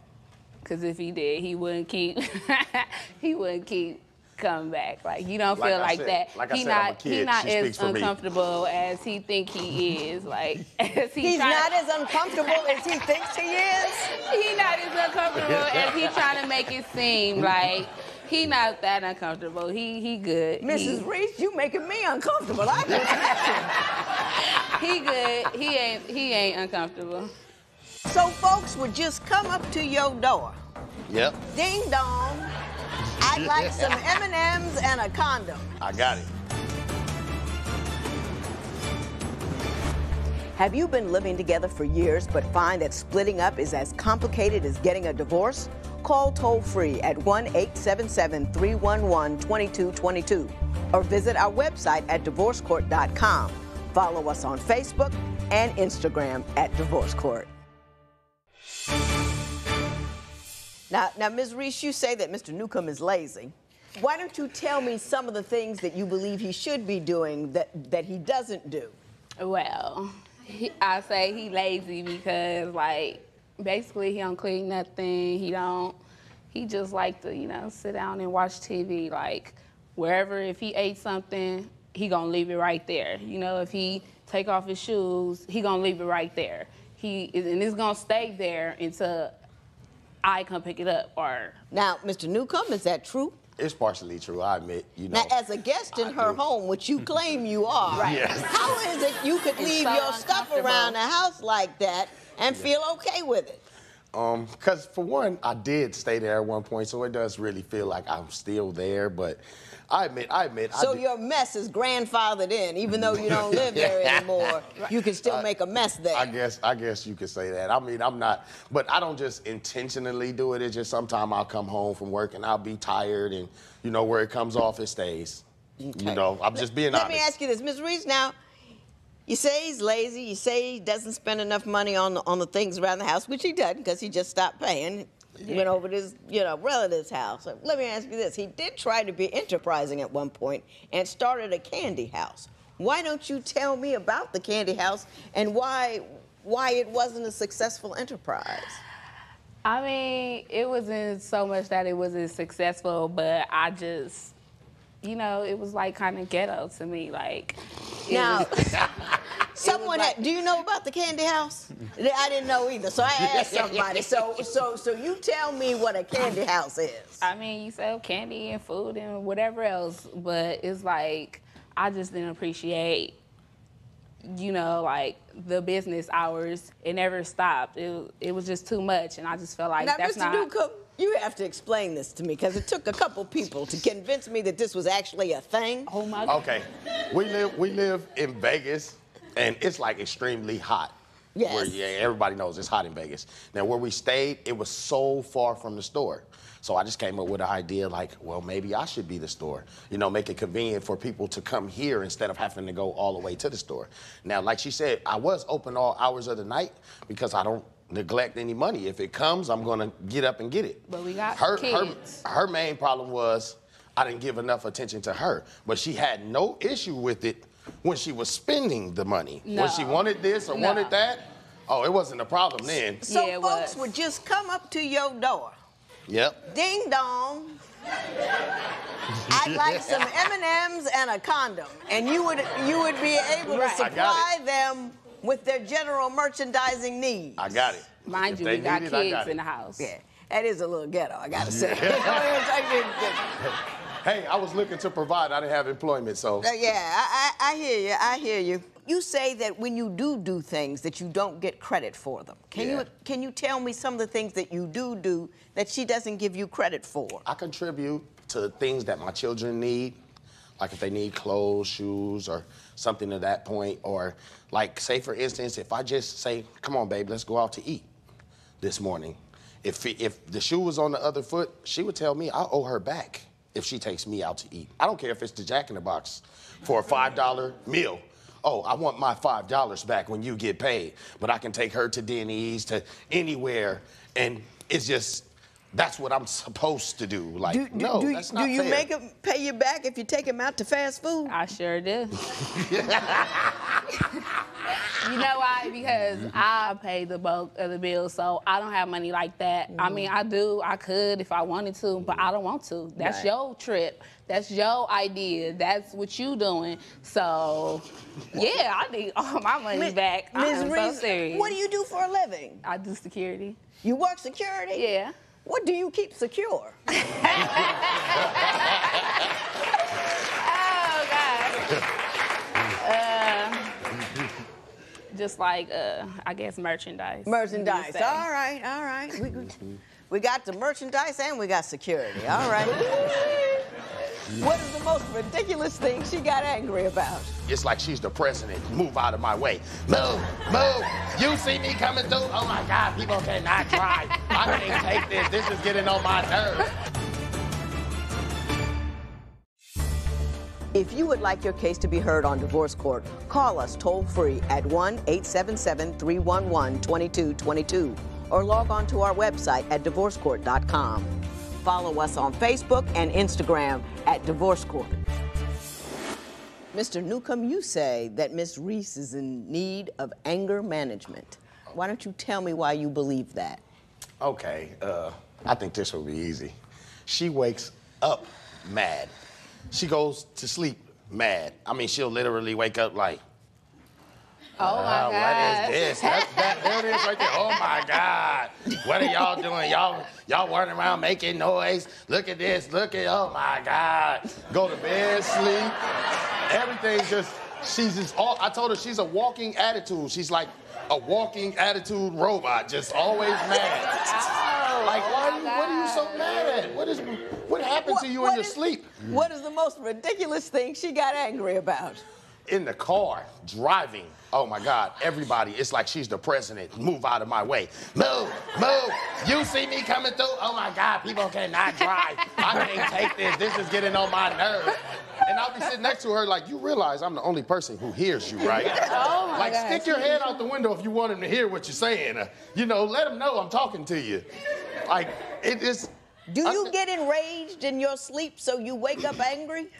I don't get enraged, but yeah, I don't like being woken up. Like, so the process of waking up itself angers you. Somebody waking me up when I ain't woke yet.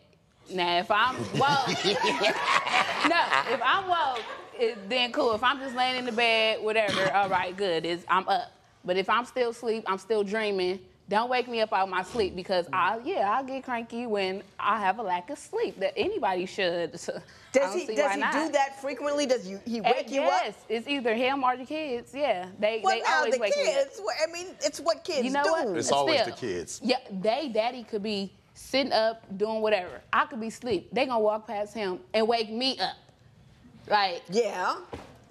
Seriously? But he in there. Why you ain't keeping them? You know I'm asleep. So why you can't keep them from, handle what they need done? Like, look, I don't like being woke up.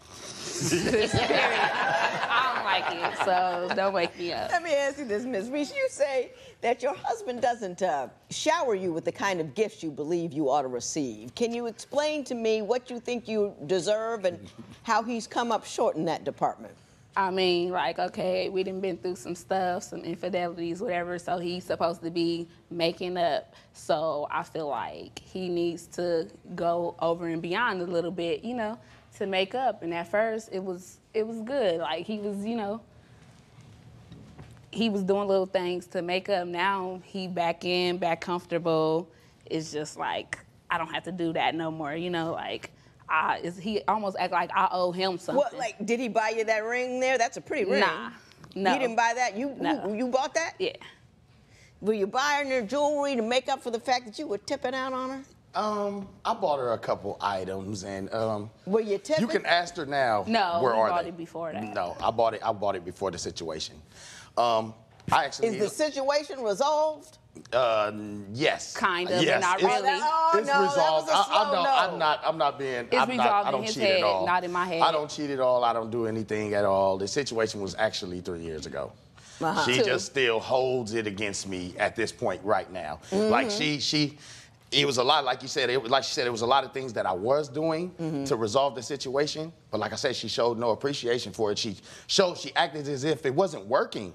So I stopped. He did it for 2 weeks, and then he got a job, and then he like, oh, okay, he back comfortable again. You only did it for 2 weeks. Like, that's not, he act like it was all good. No. I got you. In divorce court, people tell me the most intimate details of their lives. Join the conversation and share your experience on our Twitter page @Divorce Court and on our Facebook page. See how fans deal with their own relationships. The discussion can get heated. Don't miss it. What do you want from me or him? Basically to tell him he wrong. All right, give us both some advice, and then Now, what do you want me to tell him he's wrong about? About everything that I feel. Oh my God. Seriously though. Seriously though. Mr. Newcomb. Yes.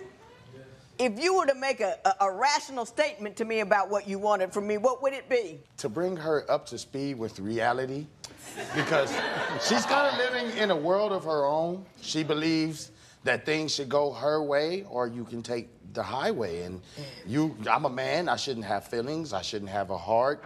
I shouldn't be sad about anything. If I'm being sad, you're being dramatic. I mean, I could go into a full-blown cry, and she'd be like, look at you being dramatic. You're just being dramatic. Like, wow, you don't care? I understand that you want me to bring her into the realm of reality, and I'm good at what I do, but I'm not that good. Oh, wow. She's in her own world over there, and you've got to decide whether you want to live in it or not. You know what I mean? You've got to decide. Do that with the thoughts of children in your mind. I think you're a good dude. I think you're odd, but you're a nice lady. No, you're a little odd. Come on now. No, come on. Oh, no, I'm not. Yeah, you are. No, I'm not. Oh, yeah, you are. There's nothing wrong with it. There's nothing wrong with it. It works for you. Oh, my God. But let me say this, Ms. Reese. If I were you, I wouldn't let him in no more if he won't pay any bills. Oh, my God. You know what I'm saying? That's my 10 cents worth. You can't complain about a guy not contributing if you keep letting him in the door and doing as he pleases. Nobody would be dropping no drawers nowhere near where I lived if they weren't helping me pay bills. You understand what I'm saying? So you can't complain about a problem that you contribute to. You with me? Yeah, I do. Yeah. Show up. Your kids need you. I have They no love problem you. with it. I have no problem with helping. We don't know what's going to happen with her. Yeah. On any given day. Do the right thing, you do the right thing. This matter is adjourned. Guys, she just spanked me. Thank you so much. Court is now in session. Ms. Acosta and Mr. Oliver, you two have been together for 2 years. You have a child together. Ms. Acosta, you want out. You want to go because you can't get a ring, he won't marry you, and you want to dissolve your current cohabitation situation, which requires some economic issues. Mr. Oliver, you want to keep her, You just don't want to marry her. Is that accurate? I mean, he kind of bent it a little bit. You got bent it a little bit? Okay. A little bit. You straighten it out for me, Mr. Oliver. What is your position with respect to Ms. Acosta? I don't think we're ready. Okay. Now, let me ask you this. Were you ready for that baby? No, I wasn't. I wasn't ready. It was a surprise. It was. It was a surprise. All right. Does that alter at all your desire or the effort you feel you need to put into maintaining a relationship with Ms. Acosta? No. Really? Ms. Acosta, why don't you tell me, what is it about Mr. Oliver that makes you want to get that ring? I mean, from day one, that's what I expected to come out of our relationship. When you say from day one, tell me a little bit about how you two got together. Well, when we met, it was where I was working. He would come in and do business, cash checks with us, and then we did that for months until he asked me out on lunch, and then from there, we just didn't separate. We've been together since. It's actually been 3 years. 3 years? Now, how long were you dating before you two moved in together? We kind of fully moved in together when I was pregnant, when I got pregnant. Okay. So, do you think that the pregnancy was in part the reason why you actually began to cohabitate together, because you were having a baby? No, he had been staying the night, almost every night before then. He didn't just have all his stuff over. Yeah. And once you got pregnant, he brought his stuff over. Yeah. Ms. Acosta, you say once you got pregnant, he started cheating. Is that true? Well, he had cheated before I got pregnant. When was the first time you caught him cheating? She ain't called me. Yes, I did. Hang on. It was the first time. It was early on before the baby. I had found a girl in his phone that her number was saved. I had read all the messages, but he didn't cheat. So. Okay, Mr. Oliver, do you admit that there was a conversation between you and another woman that was of an intimate nature? It wasn't intimate. It was intimate. It was very intimate. Give me some examples of the things that were said. Picture. He had asked her for a picture. She sent in, and he was like, "Oh, you're so sexy," like. And then she asked him for one. He sent her one. But it was a lot of. Everybody had their clothes on in the pictures? Yes. Yeah, she did. Okay. Oh, good. Yeah. No, it was mainly compliments to her that. Just being nice, little flirty, something that you really wouldn't have done in front of her, right? But it wasn't a full-on cheat, according to you. It wasn't a full-on cheat. Yeah. He said. Ms. Acosta, did you ever catch him on a full-on cheat? No. No. I'm not talking to you. I'm just here to help. I don't need any help at all. I'm just. Not actually with somebody, no. Yeah. So what kind of things does he do that you feel disrespects your relationship? The second time was with his ex that we had already dealt with, and he had already changed his number. And then when I was 9 months pregnant, she came up again. And he had been talking to her for a whole year. Now, when you say they were talking, were they just chit-chatting, they stayed friends, and there was no issues, or were there inappropriate innuendos? Well, the day I found out, there was nothing before what I read. Everything was deleted. But the only thing that was in there for months was voicemails. The one that day, she said, "We were talking all day. Why don't you answer now?" And he had just got home, that's why. Mr. Oliver, do you have anything to say about that? Is she telling me something? Definitely not true. He wasn't there. What happened? We were on a split, and I admitted to her that I did call my ex, and it was one of those things where we had been together for so long, then we were on the split, and it was kind of one of those things. Am I leaning back? Someone was leaning back into somebody you knew, and it was comfortable, am I and all really of that. going for it? Gotcha. So when I did that, it was like, no, I'm not leaning back. I'm going forward. Who wants to tell me the soggy sandwich story? Mr. Oliver? I told her, it's things that, like, she gets on my case about a lot of things that I could be doing, and just whatever to help the relationship. And I also okay, well, it go both ways. I get up every day to go to work. Some days I be up at 4:30, 5 in the morning, and, you know, we have the newborn baby at home, and I'm like, you know, you can get up and help me make my lunch in the morning. Like, you know, you want me to come home and do these things after a long, hard day. Well, okay, well, little things. Okay, well, because I don't want you to make my sandwich the night before because it's going to be soggy, there's other things that you can do beside make my sandwich. You can get my water jug ready. You can get my snacks that I'm gonna eat with my sandwich ready. You can get my chips ready. Like, it's other things that you can do besides get my sandwich. Like, and because I don't want you to make my sandwich the night before, I don't get no lunch. And I'm just saying there's other things you can do. Do all the side dishes that don't get soggy. Why not? Why not? Now, I'm gonna ask you this. It seems like a very small thing to ask. Right. Right. Is that the tip of a bigger iceberg, or is that your just big an example. complaint? Like, it's things that you want me to just do and you want me to just come up with as a man in a relationship. I should just know to do this. I should just know to do that just by being in a relationship and as a man. And it's like, okay, well, there's two sides to that. As a female, it's things that you can just be doing. It's things that you can just be stepping up and doing also as a female. Let me help you with that concept. Okay. The weekend before that, I had found him on a dating site. Now we're getting somewhere. We're off the soggy sandwich and we're on a dating site. That's something I can work with. Have you been living together for years but find that splitting up is as complicated as getting a divorce? Call toll-free at 1-877-311-2222 or visit our website at divorcecourt.com. Follow us on Facebook and Instagram at Divorce Court. Mr. Oliver posited a very interesting theory about things as a man that you expect him to do while you're not doing things as a woman that he expects you to do. Am I right about that? Do you know what he's talking about? Yeah, I know what he's talking about. Explain it to me. Well, he doesn't want a wife, so why should I do wife things for him?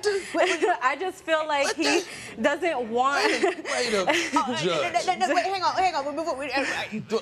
You didn't explain to... No one has explained to me what everyone seems to be defining as the female role and the male role. I need some examples. Break it down. Well, because I cook, I clean the house, I take care of everything else. I feel like as a man, I mean, what he's saying he comes home and does, that's what he should do. I don't ask for anything. Does she cook and clean and take care of the house and the kids and everything's pretty much copacetic in that area? Okay. What are the things that she's asking of you as a man that you don't feel you need to do? I mean, I feel I need to do, you know, what I need to do in the relationship. I mean, I'm not putting no limitations on, you know. Mr. Oliver, I like you, but you're killing me.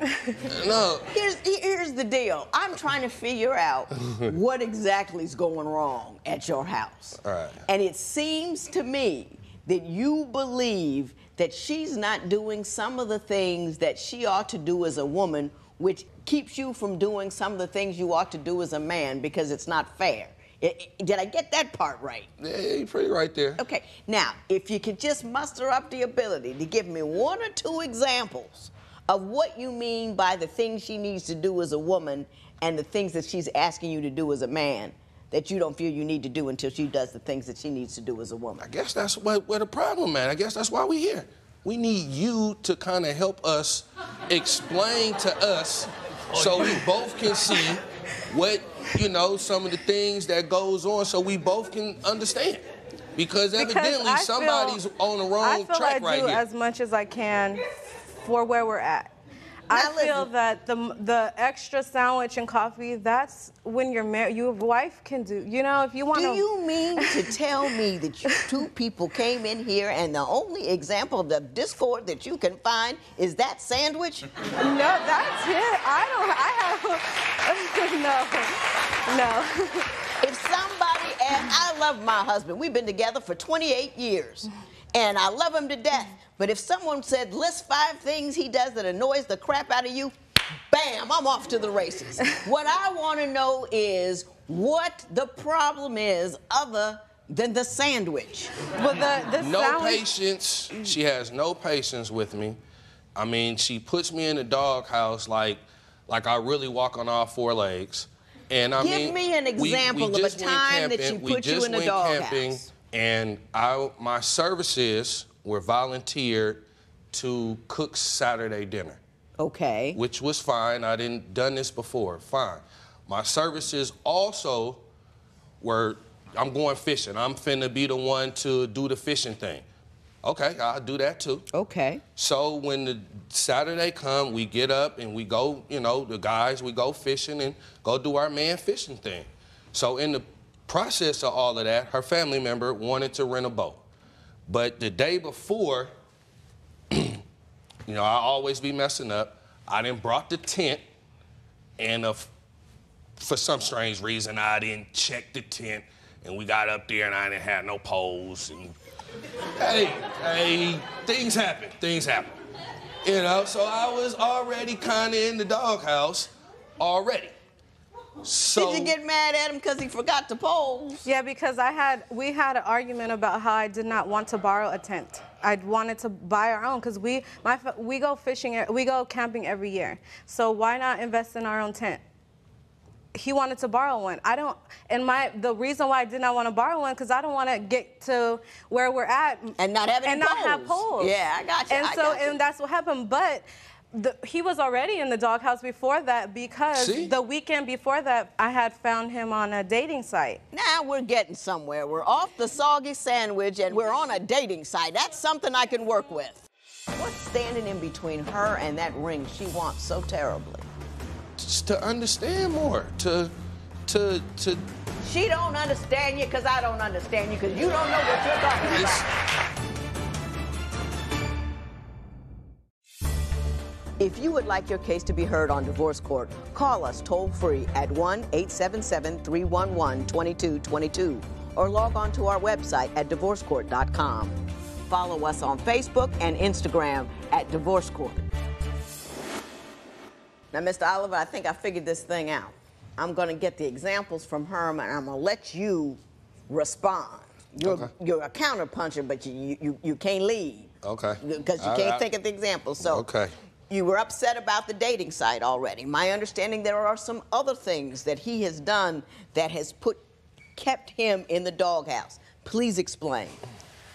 The other things that he's done? Yeah. I'm always doing something, y'all. Okay. See, that's why I'm trying to get I'm human.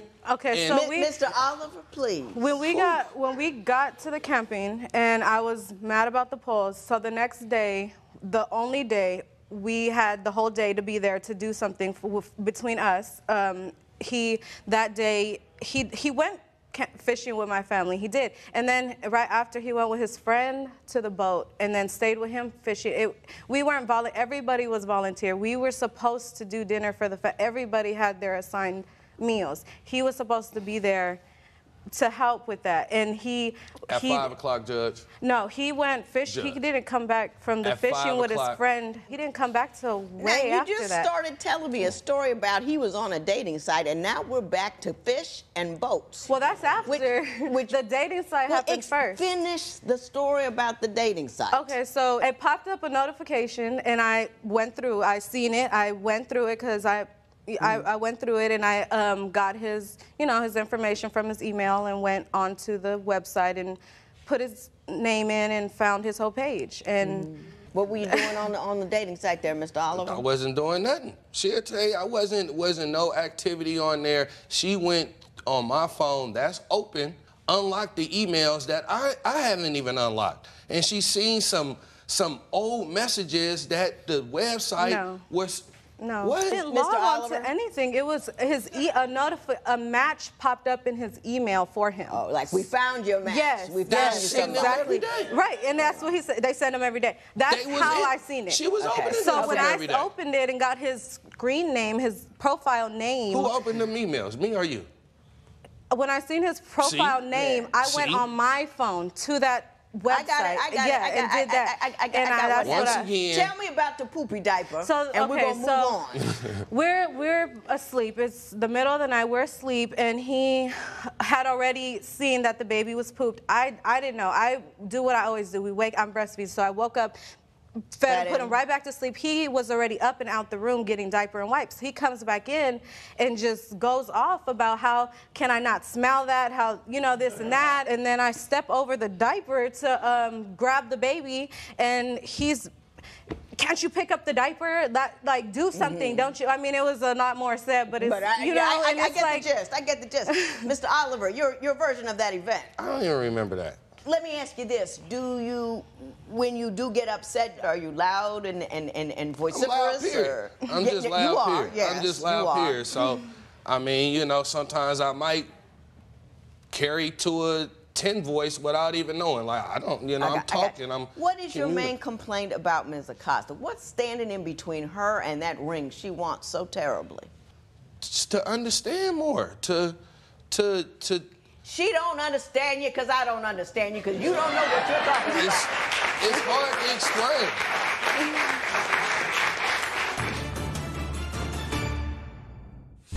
In divorce court, people tell me the most intimate details of their lives. Join the conversation and share your experience on our Twitter page at Divorce Court and on our Facebook page. See how fans deal with their own relationships. The discussion can get heated. Don't miss it. Mr. Oliver, I enjoy you. I think you're a guy with a good sense of humor. I think you're a guy with a good sense of work ethic. I think you're a guy that wants to do the right thing. That's that. I think you're a very poor communicator. You want her to do things. You want her to give you things. You see deficiencies over there, but you're unable to articulate what they are. If you are unable to articulate what you need, you'll never get it because she won't know what it is. And there's nothing about having a lot of estrogen or oxytocin or whatever we got in our brains that make us know just by sheer hormones what a guy wants from us. But y'all expect us to know? No, you're both wrong in that case. I'm saying if you want something, ask for it and make a specific ask. Don't throw out, generally, I don't get what a man ought to get from a woman, because we don't know what that is. And we don't know what y'all want. And I'm telling you the same thing, Ms. Acosta. Men are weird, women are odd. To the extent that this is true, men and women must explain themselves to one another. So don't say as a man he should. Don't tell him what, you know, he ought to know. He don't know. You got to tell him. Mm-hmm. You know, help me. Women used to say to me all the time, if he loved me, he would know that. And that is never, ever true. They don't have a clue. Man, I'm so glad you said that. They don't have a clue. Hey. I could probably figure it out faster than him, and I don't even know yet. Right. But that's because we're both weird, and he's odd. Mm-hmm. Do you see what I'm saying? Mm-hmm. So what your problem is here is a failure to communicate. There's no petition that I can grant here other than my best wishes, my best hope, and quit saying as a man and as a woman. Just say as a person to person, this is what I need. Everybody understand what I'm saying? There will be no recovery in this matter. It is adjourned. Court is now in session. Good day, ladies and gentlemen. I'm here with Margaret Robinson and Musa McCaleb. The two of you have been together for about 2 years. Yes. We're here to do one of my favorite things, which is a before your vows. People used to come into this court and I think, didn't anybody talk to you before you got married? And so now I have an opportunity to talk to people before they get married so we can see if you can stay married. You have given me a compatibility test, which I have read. You have given me some information about your issues. You've also given me your marriage license, which you've given me permission to tear up should I think is a bad idea or give it to you with my blessing. So before we get to any of that, I'm going to start with you, Ms. Robinson. Why don't you tell me why you want to marry him, but you have concerns as to whether or not you should? I think I'm stopping myself from getting a ring. I think I'm the reason I don't have a ring. But that's interesting. Why do you think you're the reason you're not getting a ring? Well, you know, why buy the cow when you get the milk for free? He gets everything from me. I cook, I clean, I wash his clothes. It's nothing that he wants that I don't provide already. So, you know, in my mind, I'm thinking, okay, I've messed this up. Now, how can I take it back so I can get a ring and then do this, you know? And how do you stop? He's like a spoiled child. Yeah, so I'm gonna back up here for a second. Okay. Yeah. You trying to get me to get him to give you a ring. I'm at the point of ultimatum. Either I get a ring or it's time for me to move on. Were you clear about that when you came here? She's mentioned that. Uh-huh. But my More thing than is, one. my thing is this. When I first met her and she asked me about marriage, I told her what I believe about marriage, that you're committed you're married before you walk down the aisle. Mm-hmm. I've given my commitment to her. Mm-hmm. The thing with me is that I don't want to jump into something legally and then have to go through the legalities of breaking, you know, of all of that when she doesn't really show me that she's understands me or feels me. Well, I don't have commitment. Ms. Robinson, one reason he doesn't believe you understand or feel him is because you do not allow him to finish his sentences. Oh, God. See what I'm saying? You're interrupting me. Hey. Yes, ma'am. You're interrupting me. Right. I got a robe and a man with a gun sitting over here. You're right. And you still can't contain yourself. Right. So I know when you're at home with him, my man doesn't get to finish a whole lot of sentences. Oh, so you go, hey, right here, right here. That's Mr. McCaleb, tell me what makes you believe she doesn't really get you? Well, just with what you had to correct on, that doesn't come out until it festers. Mm-hmm. If I'm asking her what's going on, she can walk around the house all day, 2 to 3 days, and not say a word. It's me always coming to her saying, what's going on, baby? What's wrong? Then the simplest thing will blow up. For instance, when we first got together, she was cooking. And I asked her, hey, you know, I noticed that she was using metal on metal. You know, I have cookware, so she's using forks to stir up mashed potatoes, which would scrape the stainless steel and cause it to rust, and then I have to throw it away. So I went to... I didn't know that. Go ahead. Well, I mean... I'm not saying it isn't true. Right. I'm just saying I can't cook. Go well, ahead. I mean, okay. I mean, I normally use a wooden spoon, you know, to prevent it from scratching up. I humbled myself. I thought about it because we're just in a relationship. I said, well, baby, do you think it'll be better for you to go ahead and use, because I use the wooden spoon instead of a fork to, you know, to scrape the metal. She jets out to the back room. You gonna tell me how to cook? And I'm Why like, not? Baby, thank you for cooking for me. Ms. Robinson. And that's what she does. She thinks that I'm being unappreciative. When you're just trying to help out. Exactly. Now, Ms. Robinson, let me ask you this, and I want you to just contain yourself for a second. Why was that so upsetting to you that he asked you to use a spoon? He walked in the house from work, and I'm fixing you a hot meal so you can sit down and eat. You've been at work all day. And instead of, oh, well, I appreciate the meal, it's don't use a fork on a pan. But, Your Honor, use I a didn't spoon. say it like that. What? I did not say it like that. Like I said before, That's I how humbled I heard myself. it. Exactly. That's how she heard it. That's how because I she heard has Let an me attitude. ask you this, Ms. Robinson. Is it just with him that you hear all of this anger, or do you have, and be honest, open your mind wide like a prairie. Okay. Think about all the relationships that you have with other people, the conversations that you have with the public at large. What happens with your family members? Dead on the head. Do you indeed catch a tude?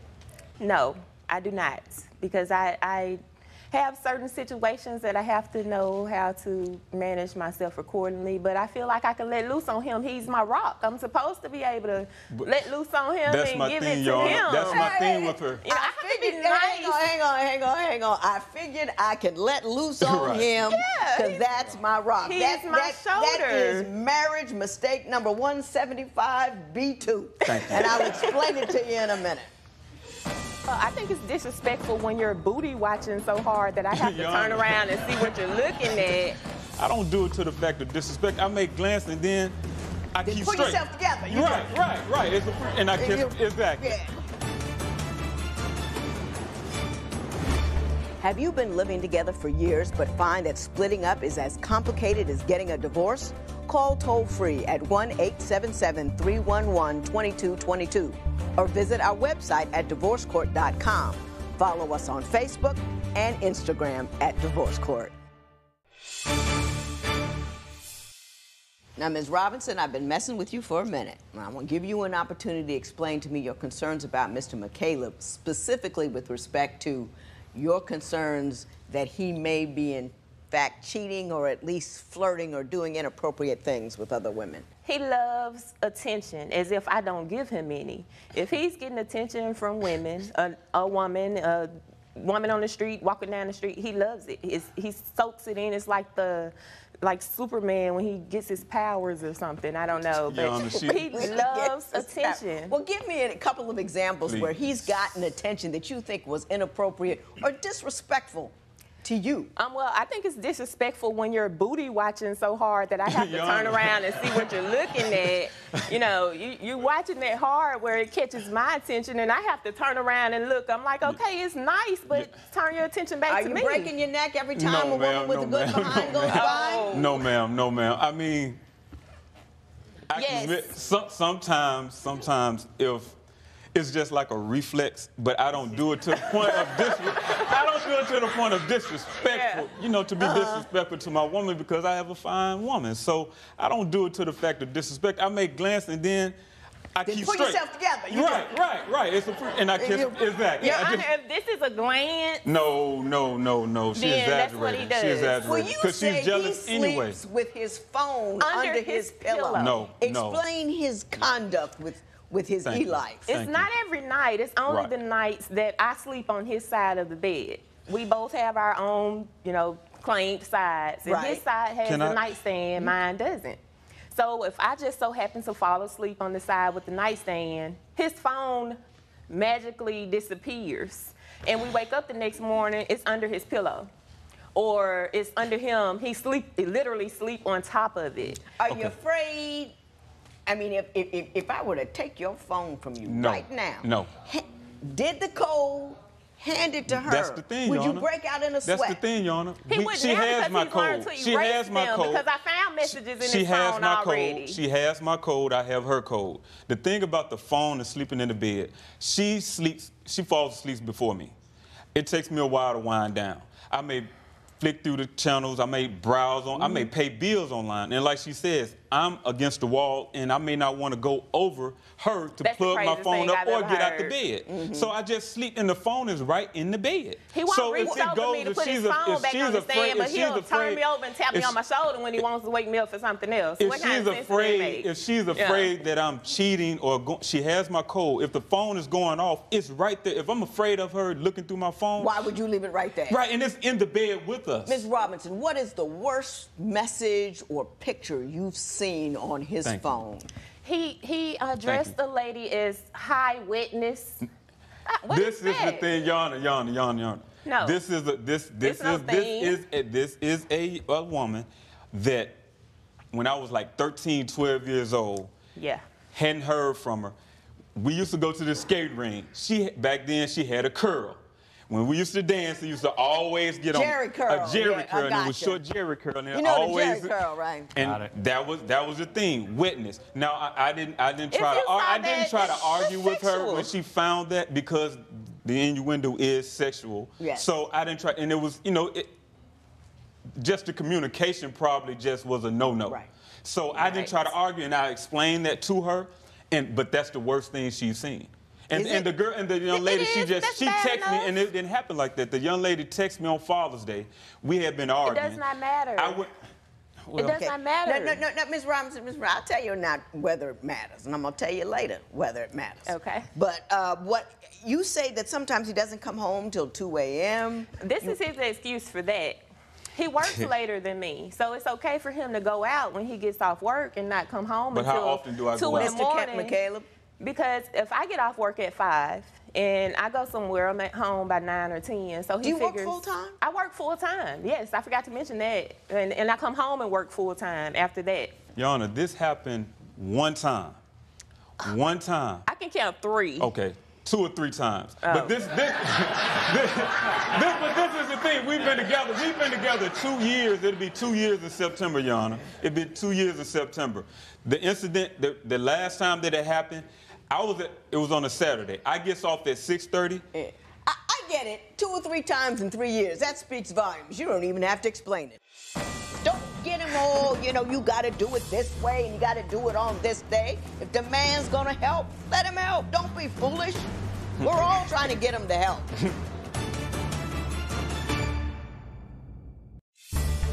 If you would like your case to be heard on divorce court, call us toll-free at 1-877-311-2222 or log on to our website at divorcecourt.com.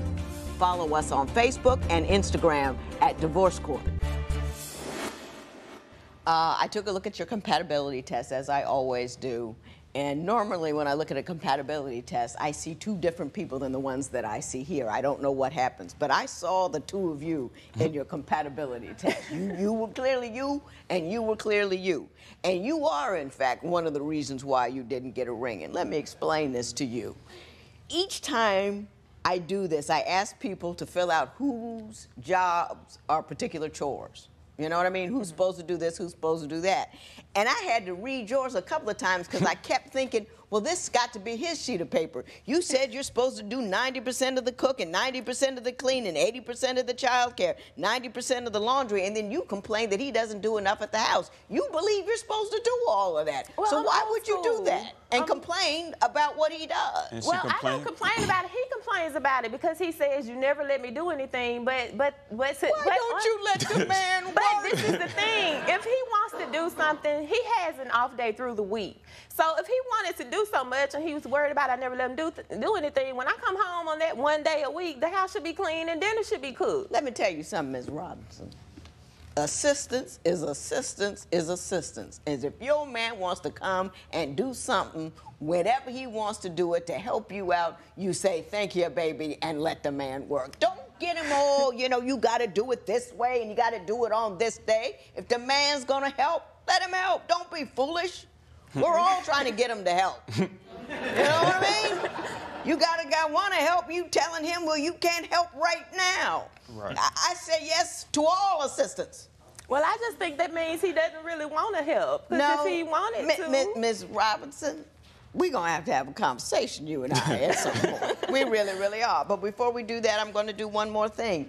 You guys are talking about getting married. Mr. McCaleb, I want you to tell me in 90 seconds why she is so special, why you've been with her for 2 years, and what you love so much about her. I mean, I know that she's a conqueror. You know what I mean? She has the ability to overcome a lot of things, and she, through life, just life obstacles. She's caring, she's loving. I love the love that she shows for her kids, for her family. And I love the love. I know that it's her way of showing me love that I thought, when she does things and just does it and tell me to sit down, but I need her to understand that I want to show her that same thing. And those are my ways. I don't want her to dictate her ways to me. I want her to, accept mine. And she's beautiful. She's driven. I mean, that's amongst a lot of other things. I mean, she's loyal. She's loyal. Hey, that's an A. You got an A on that one. Most guys come out here and get D+, but you got an A on that one. You really, really did. Now, Ms. Robinson, Tell him there's an A in Jared's. I'm trying to help you, Ms. Robinson. I really am. I want you to land this, brother, but you're not helping me out at all. Just not at all. So, Ms. Robinson, you give me 90 seconds of your care, love, and desire for Mr. McCaleb. He's strong. He's supportive when he needs to be. 90% of the time, we're working on that. He's a protector. He really is. He's a provider. He shows love to, just everybody around. And he wants to talk. You don't find many men that actually want to talk. Sometimes he wants to talk too much, and that's some of our problem, but he actually wants to communicate. He's very passionate. He has goals and ambition, and he has things he wants to do, and I want to push him there and make sure he gets everything he wants done. I really want to be there for him. Very good, Ms. Robinson. You got a C. But I'll explain it to you why a little later. Okay. There's always a whole lot going on in divorce court that people want to talk about. If you have something you want to say, join us on Twitter @Divorce Court, or jump on our Facebook page and see what everybody's talking about on there. Sometimes you people get heated. Don't miss it. Mr. McCaleb, if I could clone you and pass you out, I'd make billions. Really? Like you. Good man. She wants to get married, and I know why you don't want to get married. I'll say one thing to you about that. It'll never be perfect. She's always going to have flaws, just like you will always have flaws. Once you live with a woman for a considerable period of time and keep dangling that maybe I'll marry you someday when you get right, it's unkind. Because fertility, time, all of that, it's not fair. So you need to be man enough to make a decision about what it is you want, and then tell her about it. But don't keep taking all that she has on a promise that you may never fulfill, because it's not fair. Ms. Robinson, you need to get out your own way. You got too much to say about too little. You get too excited about things that are too small. He is who he is. He's going to present the way that he presents. Mostly, everything he's presenting is good to you. So all those little things, knicky-knack things that bother you, let them slide right past you. I do 97,000 things that annoy my husband, but he loves me and he looks past them. He does 10 million things that annoy me, but I look past them. You guys got about 8 things ain't right, and you don't want to look past them. So what you need to do is allow the man to be the helper that he wants to be. You need to keep your mouth closed when he's doing the right thing, but he's not doing it exactly the way he wants to. You need to allow the man who wants to talk to you to speak with you without you telling him what it is he needs to say, how he needs to say it, when he needs to say it. And if I were you, and this is just me, I'd break camp. You love this thing, you're gonna have to work for it. I ain't coming back till I got a ring. I don't believe in that shacking up business. That's just you to me. If you were my daughter, I'd have a U-Haul at your house when we left here. I am not going to give you your marriage certificate because I don't think you want to get married, and I'll get the number to U-Haul. This matter is adjourned.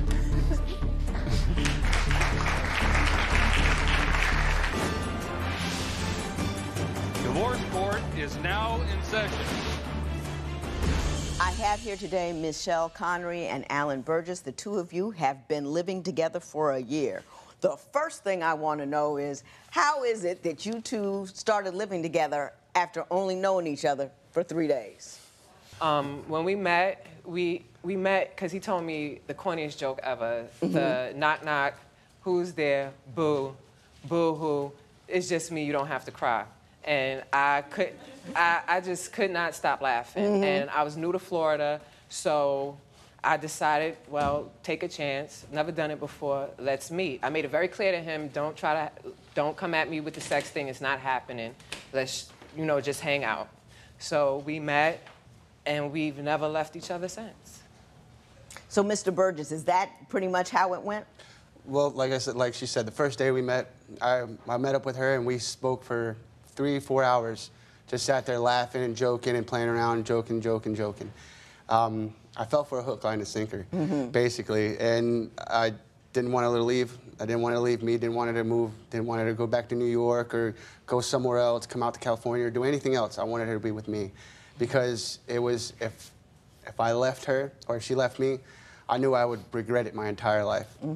So that's why I was like, well, it's not a very copacetic thing for you to be in here. Move to my house. It'd be a lot easier. Well, you're not concerned at all that, John Wayne Gacy was a clown. You know what I mean? But he turned out to be, had a lot of dead bodies under his house. So didn't it worry you at all? I mean, with a knock-knock joke, and you move in with the guy you really don't know who he is? Judge Lynn, I felt an instant connection with him. And that's hard for me to say because I'm not an easy person to get along with. It takes a lot to get close to me. And when I met him, it was like a movie. You know, he just walked into my heart. I believe for the past couple of years, everything was leading up to him entering my life. He saved me. I don't have a pretty past, and I'm not the best of people. But everything that he did to try to help me, I appreciate. I don't have family. I don't have friends. The life I led has caused me to lose a lot, and Alan never judged me. He never held it over my head, and he never questioned who I was trying to become. He stood by my side when I needed him. Just in 3 days, for the first time in my life, somebody stood up for me, and it was him. Now, so far, he sounded like Superman over here. My question is, why are you here now, 12 months later, talking to me about a man who just rescued you out of the depths of deprivation? Why is it over now? It's been 2.5 years. 2.5 years. And in the beginning, everything was great until we took a trip to New York. I'm from New York City, South Bronx, born in Brooklyn, New York. I had some business to take care of. It would have took one day. Alan wanted to go. My obligation to him, being for what he did for me, I felt, you know what, okay, let's go. Rented a car, hotel room, drove out to New York City. It was supposed to be a one-day trip. It ended up being almost 2 weeks. He lost his job. I ended up getting pregnant. And when we got back to Florida, he was a jerk to me. He was told that he was unable to have children. So when I got pregnant, he just freaked out. It hit me, it really hit me over the head really hard. When she told me that, I was flabbergasted beyond belief. So you got some bad medical information. Well, no, actually, it was spot on. It just that it was certain circumstances happened, and she got pregnant, but she also had a miscarriage after that. And I also lost my job at the same time. So why did you lose your job? Because you were out of town for so long? Yeah, it was a mistake for my boss also. He didn't tell his bosses that I went out, so they thought I just left the job. So they started hiring somebody else. I was just in my own mind trying to figure out what I can do. Now I get hit over the head with, now I'm pregnant, so now I really have to do. Right. And did you take it out on her? Did it come out as anger as opposed to distress generally, but did it come out as anger? Not anger, more or less being a jerk to her. What kind of jerkified things did you do? Oh, I don't listen to her. I just didn't do nothing for her. There's a part where we had some money saved away so we can move out to our own place, and I took some money. I was gonna put it back, but she yelled at me first. She was like, "What are you doing that for?" And I didn't have time to put it back, and all this other stuff. But I was being a jerk to her just because she was there. Right. And I was the only person I could be a jerk to. And I didn't know how to verbally talk to her. So I just took it out on her. Okay. How long did that last? 2 months. Or you still, 2 months. 2 months. Just 2 weeks? No, 2 months. I found a job after about a month and a half, and I started working again. I even left that job and went to another job.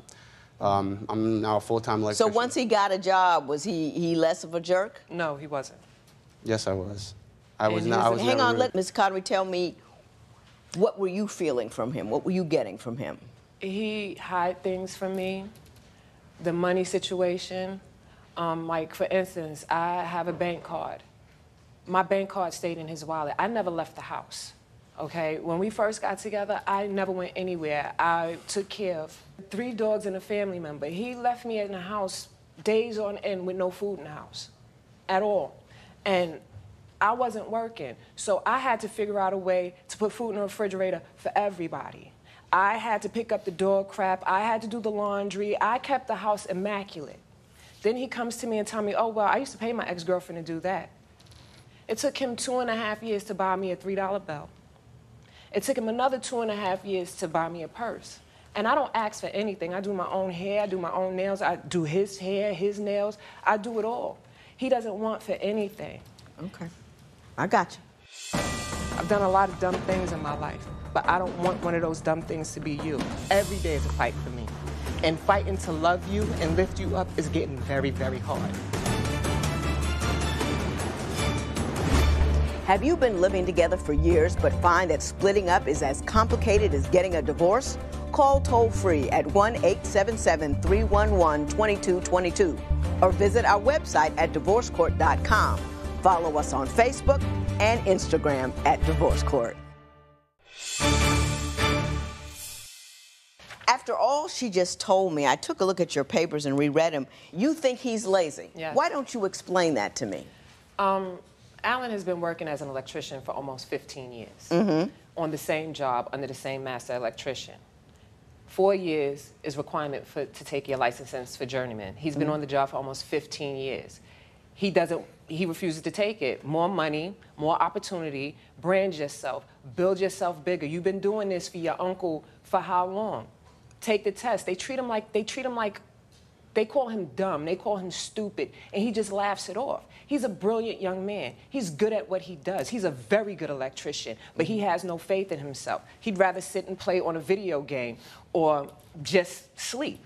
I'm tired, I'm tired, I'm tired. Mr. Burgess, your response to that is what? I mean, why wouldn't you take the test? I mean, more money is always a good thing. Yeah, it is. It is. But with being there's a lot of codes that you have to learn. I don't know all the codes, you know. After 15 years? Well, they change every 4 years. And so if I don't keep up with the book, and it's also a money situation, I'm real bad with my money. I'm real bad. That's why it's just, if I get money, it's here and then it's gone. I pay my bills, but also any extra stuff just goes away. Hang on, Mr. Burgess. Ms. Conway, I want you to tell me who you are as a woman. I mean, you tell me and him who you are. I'm Michelle. I'm an American woman. I'm a mother, I'm a friend, I'm a sister. I'm compassionate, and I have goals. I've done a lot of dumb things in my life, but I don't want one of those dumb things to be you. I have picked myself up from the gutter, and I don't mean literally. Okay, I've been homeless, I've been hungry, but never once have I stopped striving to get better and be better. Every day is a fight for me. Every day is a fight for me. And fighting to love you and lift you up is getting very, very hard. I go to school, I work a crappy job, but I take care of you. I have faith in you. I love you. But you don't have any of that for yourself. And what bothers me the most is that I may have to leave you because I cannot go back to that place again. We don't even have a bed. And that hasn't motivated you to do more than what you do. If a bill comes in the house, yes, you pay your bills now. But before, who was paying them? I have no support from you. Speaking of no support, I want to ask you something. You did something that became very famous. And you say that he wasn't supportive of you during the difficult responses you got from what you did. So why don't you tell me what you did? I did a video about Mike Brown. I was bothered by the fact that American people was saying that Mike Brown was like Emmett Till. Mike Brown and Emmett Till, two different people. Emmett Till was killed because he was black. No other reason other than he was black. Mike Brown was killed because he and his actions led to his death. Mike Brown started the path that led him to his demise, not being black. When you lump those three things, when you lump those two things together, it shows disrespect for our history, it shows disrespect for our people, it shows disrespect for the children today because you're teaching them wrong. So I spoke out against it. Mike Brown was no hero. Mike Brown was no Emmett Till. Mike Brown does not stand for me, and I will not stand for Mike Brown. You spoke your mind and you spoke your opinion. You've also got a lot of negative feedback because of that. Why don't you tell me the nature of the responses you got and what he did in response to the responses? I got called the Uncle Tom. I got called the white man's bed wench. I got called a traitor to my race. I've been told, I hope you get killed in the street. I hope your children die the way Mike Brown died. And his response was, if it gets too hectic, I'll be at the office. No. You did not say that? No, Mr. Burgess, no, what was no. your response? It wasn't. First off, that video came out, when she did that video, I didn't know about that video for 3 days. She never told me about that. Half the stuff that that people have been saying to her, she doesn't tell me. She doesn't want to tell me. She sits there and she doesn't want to tell me that because she doesn't want me to be overprotective. She thinks if I did that, I would tell her to take it down. I support her in everything she does. She has a bunch of videos on there, on social media, and 99% of them, it's her delivery that could use a little work, but I agree with her. And I do support her, I do want it. But as a joke, I said, you know, she tells me, you know, some of these guys are saying they want to look for me and find me. I was joking around, I was like, well, I got an office I can go sleep at for a couple of days if anything gets too hectic. You know what I mean? As a joke. Yeah, but honestly, bad timing. Yes, it was. Some stuff isn't funny, you know what I mean, at the wrong time. But seriously, I would kill and defend anybody that tried to harm her. Okay, I got it. I've had it for 30 years. Of you can't do this, you can't do this. It takes me a little bit more time. I told you I got your back.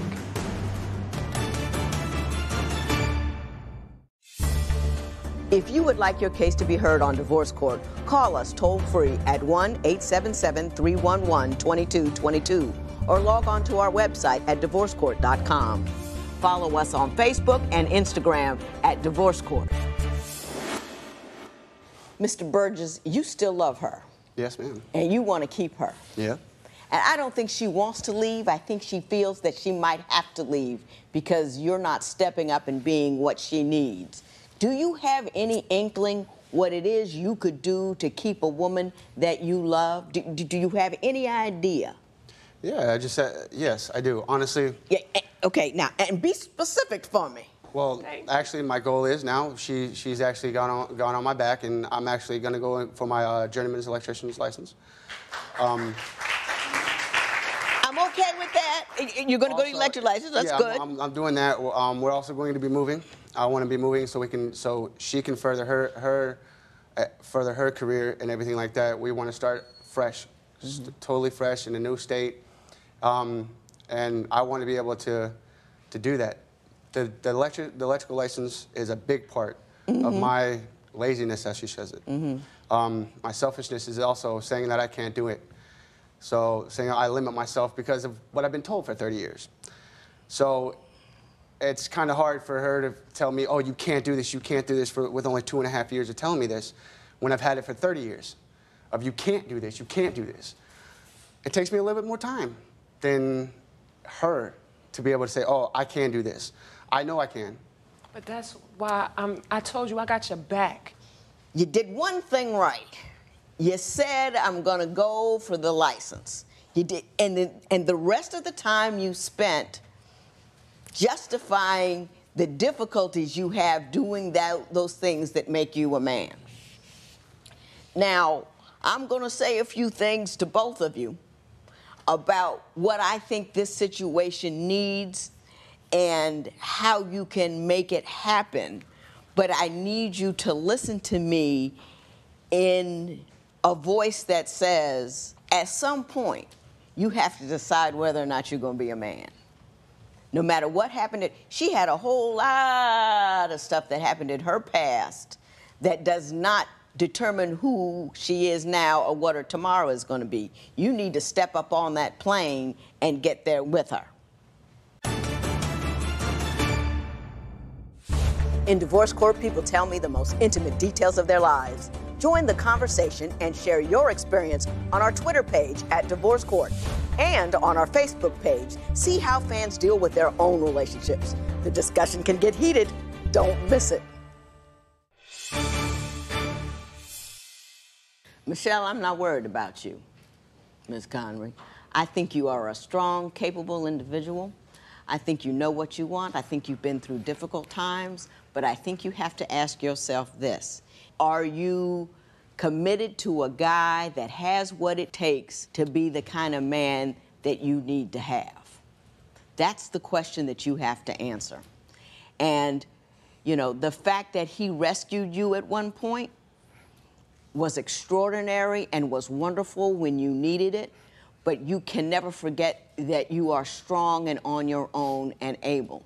Now, he said he's going to get his license. But right before he said it, he had a modifier. He said, she was on my back, so I'm gonna get it. That, to me, is not a statement of a grown man. That's a little boy whose mama's gonna spank him if he doesn't do what he's supposed to do. Do you see what I'm saying? So I want you to make sure he's contributing to you the way you need to be contributed to. Do you understand what I'm saying? Yes. Don't hold yourself back with that. Mr. Burgess, I believe you're a nice person. I believe you're a little boy. I believe you rely on your boyish ways to keep from growing up.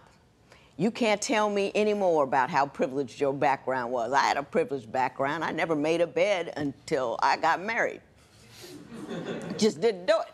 Had housekeepers, all this, college, you know, all this. Never saw a tuition bill. I never had to work. My first job was at 24. I was a lawyer. Everything was paid for.